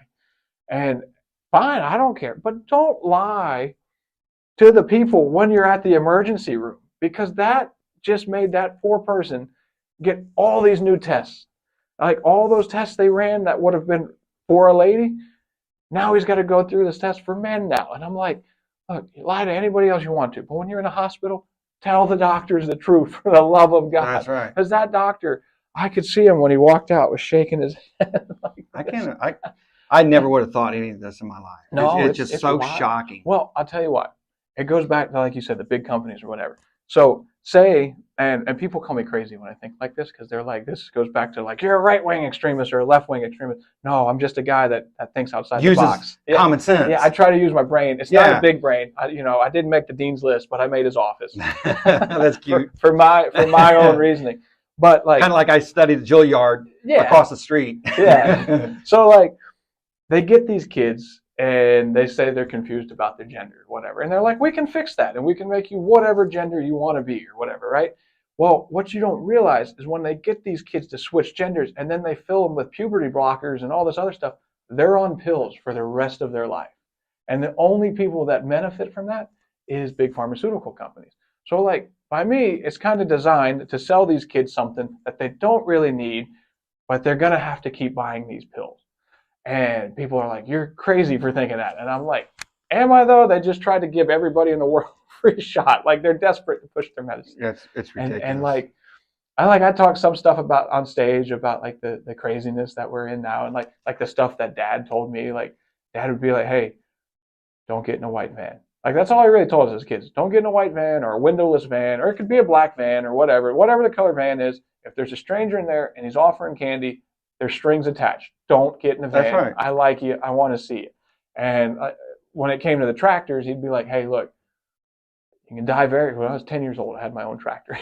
Wow. That I bought with my own money. Are you serious? Yeah. Wow. As I always saved and kept and worked and whatever. So he's like, whatever you do with the tractors, when I'm not home, you'll die very quick. They'll flip. They'll turn over on you. Just farm. Don't do anything stupid. But we were kids, and Sure. We were male. We're going to experiment somewhere. We were male kids, so we were even dumber. I did all so those. like, we were in the air and stuff like that. But now I'm telling my kids, like, hey, don't get out of a moving car and dance just to be on the internet to dance, because you may get run over. And if you get run over, don't call me and expect me to feel bad, because I'm going to say you deserved it for getting out of a moving car to dance. And don't eat Tide Pods. Yeah, absolutely. And like, as a kid, if my friend came up, because we were in rural Odessa at the time, there was one friend my age in the whole thing. So I had like one true friend. If Shane came up to me and he was eating a box of Downy, and was like, "You want some of this?" I would have said, "No, I don't." That's right. Like, at the best case, we're both going to be farting bubbles, and someone's going to know something's up. But worst case, it says on the box it's going to kill you. But now these kids, like, they just go along with it. I've seen it on TikTok. It worked out. He got 1 million. And it's all about, I want 1 million views.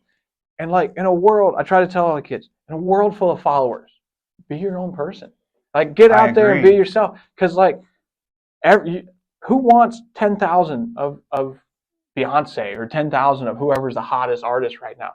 Go out there and be the next artist. Maybe you'll be the next artist because you got something different. But if we all follow a line and we all dress the same, because I've never seen so many kids in Florida wear sweatpants and sweatshirts out in 100-degree weather. And I'm like, it's a fad or something? They all wear it. And I'm like, I tell her, I'm like, you're going to let him leave the house like that? She's like, they all do it. And I'm like, well, if they all jump off the skyway, we're going to just let them follow along. Right. And they're like, but like, he'll be made fun of. And I'm like, so what? It's character building. Yeah. Like, you got to draw a line somewhere in bullying. Of course. And like, sticks, like Mom always said, sticks and stones will break your bones, but names can never hurt you. There's literally like people right now trying to sign this petition to say that words will hurt you. No, they won't. I've been called, if you've ever held a flashlight for daddy, you got told words that like a 7-year-old should never understand. Because like, my old man was a plumber. I came this close to, I'm in a long line of plumbers. I'm the only welder. So when you held the light, man, you got cussed at and all that stuff.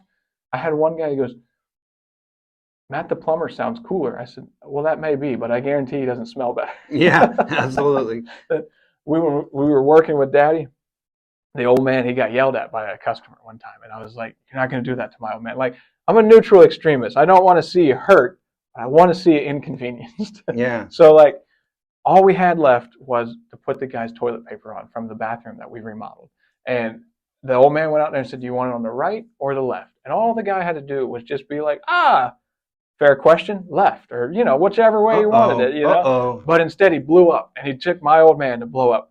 And I'll never forget, he blows up, and the old man comes back in, and he goes, I can't believe you would do that. I said, I can't. And he goes, well, what are you going to do? I said, this. And I hung his toilet paper holder on the ceiling. You did? And we leave. And the old man goes, you're going to get fired. I said, Daddy, I don't care. That's right. So we get a call, and the old man's on the phone with the boss. And he goes, yeah, I know. He was in the principal's office a lot, Yeah. and he hung up. I said, am I fired? And he goes, you're fired. I said, I didn't want to be a plumber anyways. I said, but I guarantee you this much. Every time that guy is using the toilet and he has to stand up, he's going to think about it. That's right. And he's going to tell that story on and on and on. And my old man goes, why? Why are you like this? I was like, I watched a Norm Macdonald movie. And he said, we don't take no shit from anybody.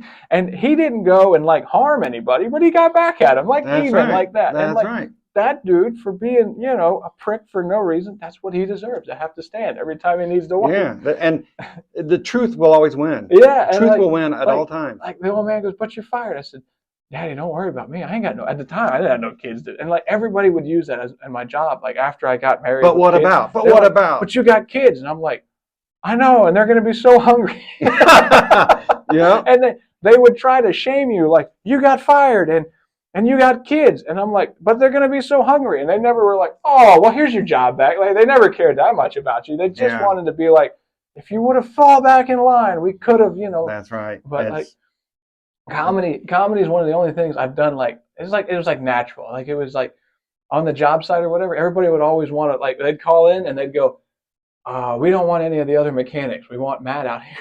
And the one boss goes, are you giving out like hand jobs or something? He's like, what? He's like, what are you doing? Why so many people like you? And I was like, I don't know, man. I said, I just like people get out there and like everybody else gets mad that like they broke the machine. I'm like, but you hired dummies, so they're gonna break your machines. And like, I get paid by the hour, so like I'm gonna go out there and I'm gonna cut up with everybody and have fun with them or what have you. And he's like, but like I got 12 tickets and they've all requested you. And I said, if you give me all 12 tickets, you might get 3 of them because I'm gonna talk the rest of the time. And they would like, we can fire you. And I'm like. I had one boss. He's the boss.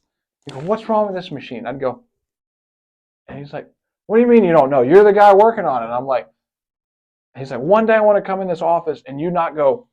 I'm like, you're the boss. If you show up on time, because he'd come in at 11, and he'd be like, he'd come in at 11, he'd go to a meeting, and then he'd leave at 1. And I'm like, you're the boss. If you don't care enough to figure out what's going on with your machine, then you're going to get. He's just taking his salary. Yeah. He's just taking his salary. He pulled in with his truck one day, same boss. He was short and fat. And he said, hey, dummy. And I knew he was talking to me because I was the clown. And I said, yeah, what's up? And he goes, I need you to give me like test drive my vehicle. He's like, the transmission I think is slipping. And I said, well, you're 5'10" and 300 pounds, so I know the transmission is slipping. So I said, but I'll drive it. So I get in his F-150, and it was a loaded F-1 or 1500 Chevy. It was a beautiful truck. And I drive it, and I go to McDonald's, and I buy every mechanic and everybody waiting on their drives McDonald's. And I come back, and I get out of the truck, and I'm handing out McDonald's sandwiches, we had like won a competition or a giveaway or something. Everybody's getting a sandwich. And the boss comes out, and he was so pissed. He goes, you took my truck. He's banging on the toolbox. You took my truck through a drive-through? I said, you wanted me to test drive it. I had to do what you do every day with this truck. It spends half its life sitting at drive-throughs. So you got him. I said, I don't know what's really wrong unless I do exactly what you do. That is funny. He goes, you're an ass. And he turns and he walks out. And he comes back like 5. He goes, you know how hard it is to be mad at you? He goes, I was really pissed that you took my truck. He goes, but you made a good point. That's right. And I said, I know. And I did it on a public stage where every other mechanic and employee in the truck, and they all went, aren't you worried about getting fired? I said, no. I said, I got a CDL. I can work on things. I'm certified in welding. I can basically walk into a place. If I really wanted a job, I could have a job by the end of the day. I could find someplace somewhere to work. And like, once you take that fear up, you might get fired out. The best thing about getting fired, the next day you don't have to go into work. You wake up, you're like, oh, those poor people on the job sites. Right. I agree 100%. And it seems like comedy is just an extension of people not using their own common sense. Yeah. There's so much material. If you don't use your common sense, you're giving me material. Yeah. All I got to do is find the material and then use it as and like, bosses were always the easiest target because they always got to be so professional. And people will be it's a gold mine. Yeah, they're like, why don't you take anything serious? And I'm like, you don't pay me enough. That's right. That's right. Like, if you want to pay me, I mean like a life-changing salary, maybe I would take life serious.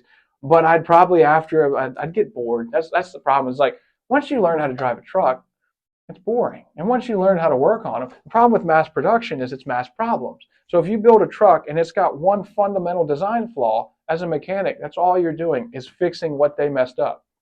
And that's boring after a while. So I'd sit there and I'd be like, I wonder what I could get away with. Uh-oh, that's where it goes. And like after a while, like you'd punch in or what have you, and like you'd be 5 minutes late or whatever, and you're like, nobody cared. I'll tell you, the best movie I ever watched was from like right around the year 2000. They were preparing for the switch. Remember when everything went from 1999? They thought the world was going to end if it went 2000. There was a movie called Office Space. I don't know if you ever saw it. It had I might have seen it. Not Rob Lowe. I forget the one guy's name. I know his name in the movie is Peter. And they put this guy in hypnosis. Is what the whole movie about. Okay. And he was straight-laced and he followed along for a long time and everything. And then they hypnotized him. And as they're hypnotized him, the guy hypnotizes that was doing it dies. He has a heart attack. And he's sitting there like this, real calm and collected. And he's just watching the guy have a heart attack on the floor. Well, they told him, you're going to be relaxed. Nothing's going to bother you. You're going to walk through life with no worries, no cares. And when I snap you out of it, we'll come back to reality. The guy freaking dies.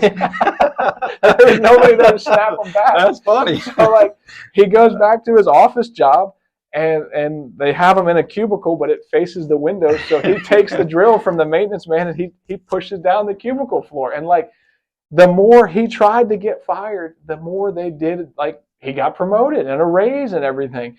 And I've always kind of lived my life like that. So like if I had to be like anybody to say like if I had to say who I identify closely with, it's Peter from the movie Office Space, because like he didn't care about getting fired. Like he showed up late, and they're like they wanted me to work Saturdays one time at a place. I was like, work Saturday? I just work 5 days, like that's right, like 60 hours a day. And they're like, well, we all work Saturdays, and they called me up, and they're like, I didn't answer the phone. You know, if you answer the phone, that's where you make a mistake. Yeah, you just never answer the phone. So I came in, and they're like, we were all here Saturday. You weren't. Where were you? And I was like, oh, I was like, I don't work Saturdays. That's Matt right. The Welder does not work Saturdays. And they're like, well, everybody else does. And I'm like, but they're not Matt The Welder. That's right. I agree 100%. You asked for me. Yeah. And they're like, but like, we really need you on Saturdays. I'm like, look, you have a construction company with over 200 machines, like excavators and loaders and trucks. When you classify it all together, you have 200 pieces of equipment and 3 mechanics. I'm not going to overextend myself because you refuse to hire somebody else on, because you're making probably $3,000 a week and I'm making $1,000 a week. So I only care a third less than you do. You see, like the pay, it's all about pay. If they would have paid me more, maybe I'd have cared. But again, I would have got bored.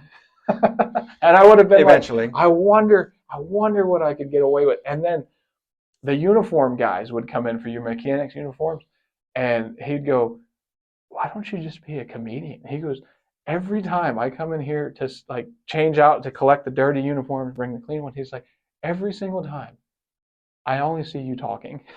He's like, and I always see the other guy laughing, but like, have you thought about being a comedian? I said, well, I do like that I can drink while I work, because they frown upon it here. Yeah. And the only guys that were like cool at the place were the guys that didn't take it serious. Like, like there's people like they're like, well, this project, we're not gonna get it done in time. And I'm like, well, I can't help you with that or what have you. But I might be here on Monday. And this is a true story? Oh yeah, all the time. And they would always be like, well, but we really need you on the weekend. I'm like, I don't work the weekends. I said, I work too much. And I'm like, but they're like, I'll fire you. I was like, look, I was looking for a job when I got this job. I'll go right back to it. I'll be looking for one when I get out of here. And like, people just take life way too serious. And the one thing about comedians, none of them have ever had real jobs. Most of them. When you talk to most of them, they're like, I worked at McDonald's, I've worked here or whatever, and stuff like that. So I was like the unicorn. I had a job, and everybody like, I never understood how comedians were so broke. It's because they never did sell enough tickets to their shows and stuff like that or what have you. And everybody's like, why aren't you broke? And I'm like, I've had an easy life. It seems like the less I cared, the more I got in life. Like when I was working, there was one time in my life when I'd work Saturdays and stuff, and then after a while I was like, you know what, I just don't want to work Saturdays. And the more I was like, I don't care, the more I got. I ended up married to a beautiful wife. I had kids. I got a nice house and all this stuff. And I sat there the other day and I went, how the hell did I get all this stuff? That's right. Here I am, a glorious underachiever my whole life. And I'm like, man, America's a sweet place to live, because this is the only place that I could sell like this is in our country. And if people would just stop fighting with one another and realize we're in paradise. Like, you might not see it as paradise. Your situation may be awful, but there's 2 things to remember. Number 1, you're living in America. It's what you make out of it. And number 2, thank God you're not the guy dating Taylor Swift. Yeah, absolutely. Like there's always something to look forward to. And like people always want to focus on the bad, but like focus on the good stuff. Hey, you got a job for now. Like they could fire you at any time, and especially in Florida, they can fire you for whatever you want. That's right. But like, So after that guy said that, did you start to take it serious? No, I never took like. No, I'm talking the about comedy or what have you. booking these charts, Oh, booking the these shows. shows. Honestly, When was your first show? my first show that I did where I got paid for was at Coconuts, and like I said, I was the only white guy there, and they loved me there. And even You hit it out of the yeah, park. my wife was like, it was only like 15 minutes that they paid for. They gave me like $100 for it. I was like, oh man, that's sweet money. Like I could do this. And everybody in there from that show, they booked me for another show called Black and Bling, and I didn't know why I was there because I wasn't black and I had no bling. But again, I did it, and I just kept getting more shows and stuff. And the only thing that put like a halt to it was like when Facebook shadow banned me. And even that, I got like, I still get gigs. I still get people call up, hey, I want to do this or whatever. But then I was like, well, I can book my own shows. Like I can pick up the phone and whatever and say, hey, you're looking for a comedian here or whatever. And the phone stopped ringing for comedians, but somehow I'm still doing shows. And like, it goes back to where if I really cared and probably wanted to try, I probably wouldn't get any shows. But always sitting back being like, I can take it or leave it. It's worked this far for me in life. That's fantastic. I'm not going to. So you picked up the phone and said, I'm going to do Polk Theater? Polk Theater. Or I think you're going up to Tennessee as well? Well, I just got back from Nashville. Okay. And I don't know why they sing about country songs in Nashville. I don't know if you've been there or whatever. But yeah, I've been there. It's not a really clean city. Like they don't sing about the homeless in Nashville. They don't sing about how like this new country is. Yeah, it's not like we were walking where the show was in Nashville, and it was right by Vanderbilt University. And as we're walking down the street, there's automotive glass all down the street. And like the more I looked, I'm like, well, the automotive glass lines up perfectly with the cars that are parked in these spots. Somebody literally went down the street and just smashed every window. And I'm like, why don't they sing that in a country? That's a country song. I came to Nashville and I got my windows smashed out. Yeah. Like they sing about how great that city is. And I'm walking around and I'm like, this is like New York without the subways. Like there's no mass transit. So you got to drive or walk everywhere. You got to pay to park. And I was like, I'm glad they're singing about it, but it's not for me. Like I'd go back if I had a venue or something. Like I'm not saying like I hate Nashville or anything like that. Yeah. It's just not my cup of tea. I don't see why they're singing so much about it. How like you know, they like everybody like Luke Bryan and all them guys sing about going to Nashville and making it or whatever. And I'm like, I see why so many people go broke. My God, it costs. Of course, it costs $40 to park. And they're riding on fumes of the old days. Yeah. Where you would walk up, you be talented, you could play the instrument, you're not some computer. Yeah. And they're just on flames, if you ask me. I'd rather listen to Hank Williams Sr. than any other new country artist of course, or what have you. Because like he actually like lived a life. Like the life he was singing about, he was a drifter. Like he was just an outlaw or whatever. And like they told him, they're like, well, we're not going to put you in the Country Music Hall of Fame. And he was like, I don't care. And he just went about his way. And if you follow along, you'll be like all the other comedians. Like when you go to an open mic or something like that, they're all talking about the same stuff. They're all talking about like politics, or they're all talking about like what's like the current events that are going on or whatever. And I'm like, if I was a person in the audience, I wouldn't want, I mean, a little bit of current events, but do it funny. Like be funny about it. You know what I mean? Don't be like, don't try to do the same jokes or whatever. And they all try to write the same jokes. So like in the Polk Theater, it's me, Joey, Cam Bertram, and Davey Jackson. And it's a weird group of guys. Like they're all like, that's what you want. Yeah, like when you look at us, you think it's like going to work. Like you look at these people and you're like, these four guys are only here because they have to be. And so Cam Bertram, he's like the most famous, if you will. He was on America's Got Talent, and the first flyer we did there. We never worked like with any of them before. Oh, you haven't? This is gonna be your first? Not this one, but like the first show we did was in Fort Myers with Davey and Joe. Joey I had worked with before. So we're working with Davey and Cam and Joey and myself, and we're all eating at Hooters. And they put us, like when you look at the flyer, you're like, man, this is a rough looking group of guys.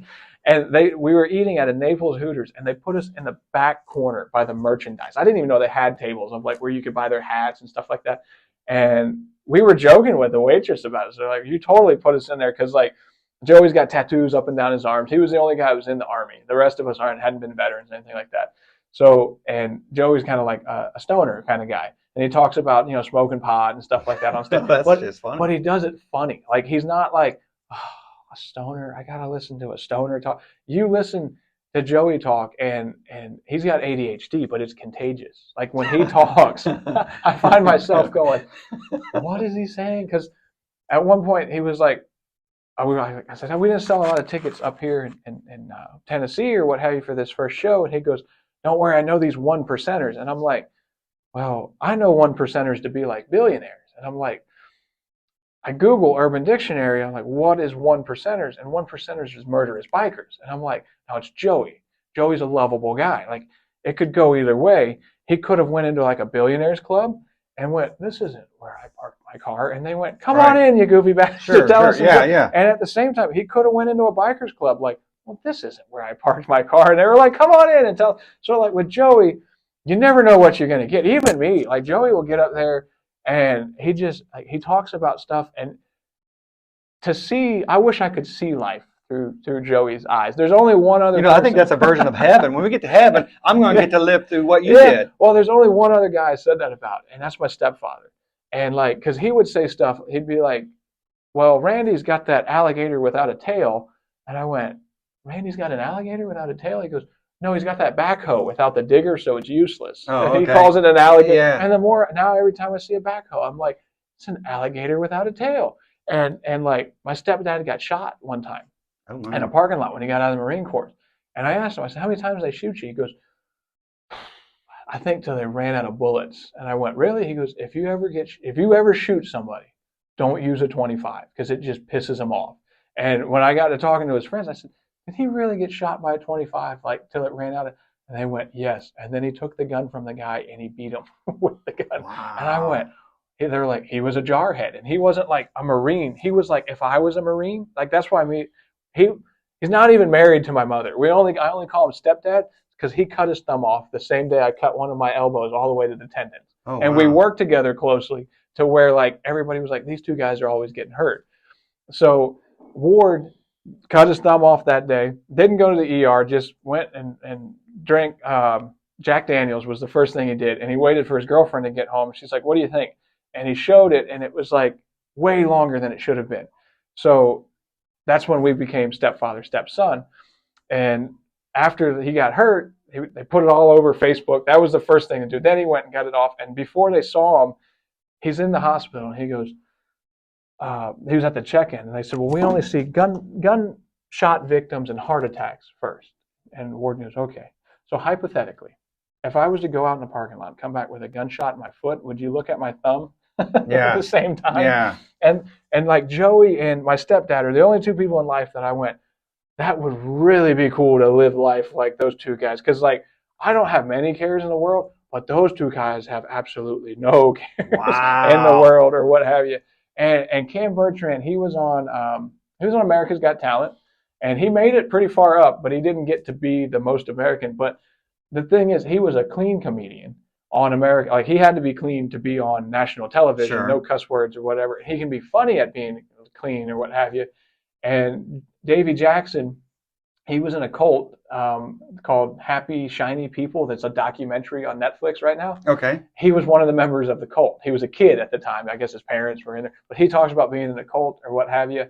And it's just like, when you look at like the Blue Collar Comedy Tour, Ron White and all those guys, they kind of went together. Like they like when you look at us, nobody has the same interest. Joey would rather jump out of an airplane. If you let Joey jump out of an airplane every time he comes to town, he's jumping out of an airplane up there in Zephyr Hills. And there'll be times I'll call him and I'll go, hey, the show's at 8:00 and you got like 20 minutes to get back from Zephyr Hills.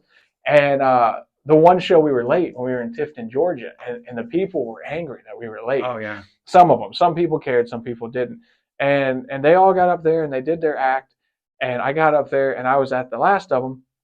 And I said, look, I know some people were angry.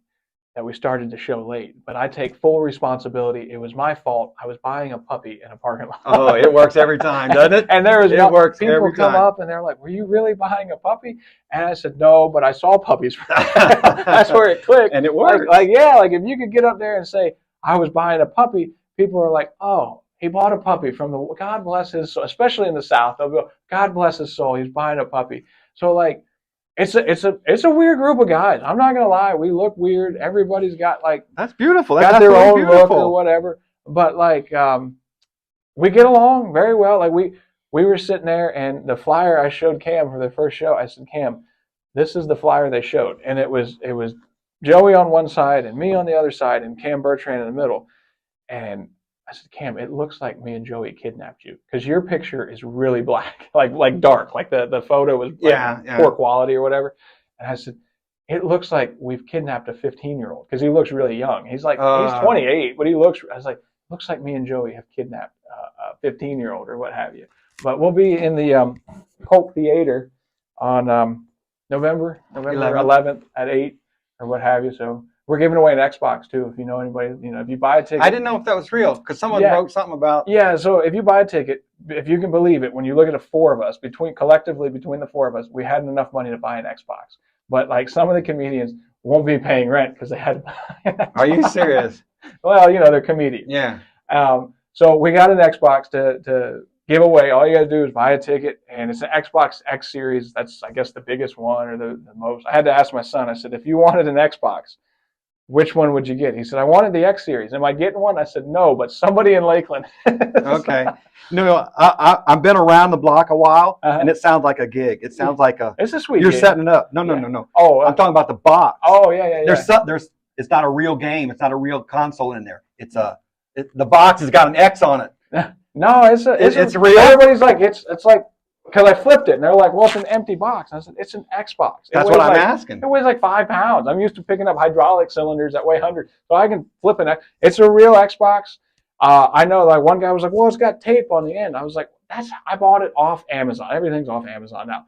It came to me like that. I opened it up. It's a real Xbox. It's not like we went to a pawn shop. As a comedian, people can't take you serious when you do stuff like this. Well, like, it's not like I went to a pawn shop and bought it. Like, you're not going to plug it in and see somebody else's name or somebody else. Like, it's a real one. It sounds like a setup, it's a real Xbox. I swear it's a real Xbox. It's not a stolen Xbox. It's not a second. It's like an actor. You never know if they're really acting or is it a character. Well, everybody's always like, when I weld for them or something, they're like, are you being serious right now? And I always got to tell them, like, no, it's a real. So it's a real Xbox, and $45. The value on it is like $450. Okay. And like I said, there's a few comedians that were like, I don't need to pay rent this month. Yeah. And they put their money in or what have you. So like, as long as you have a ticket and you're there, you can win an Xbox. Okay. So fantastic. But I got to get rolling. I got the wife calling or what. Thank you for your time. Yeah, man. man. I really appreciate your time. God bless you, man.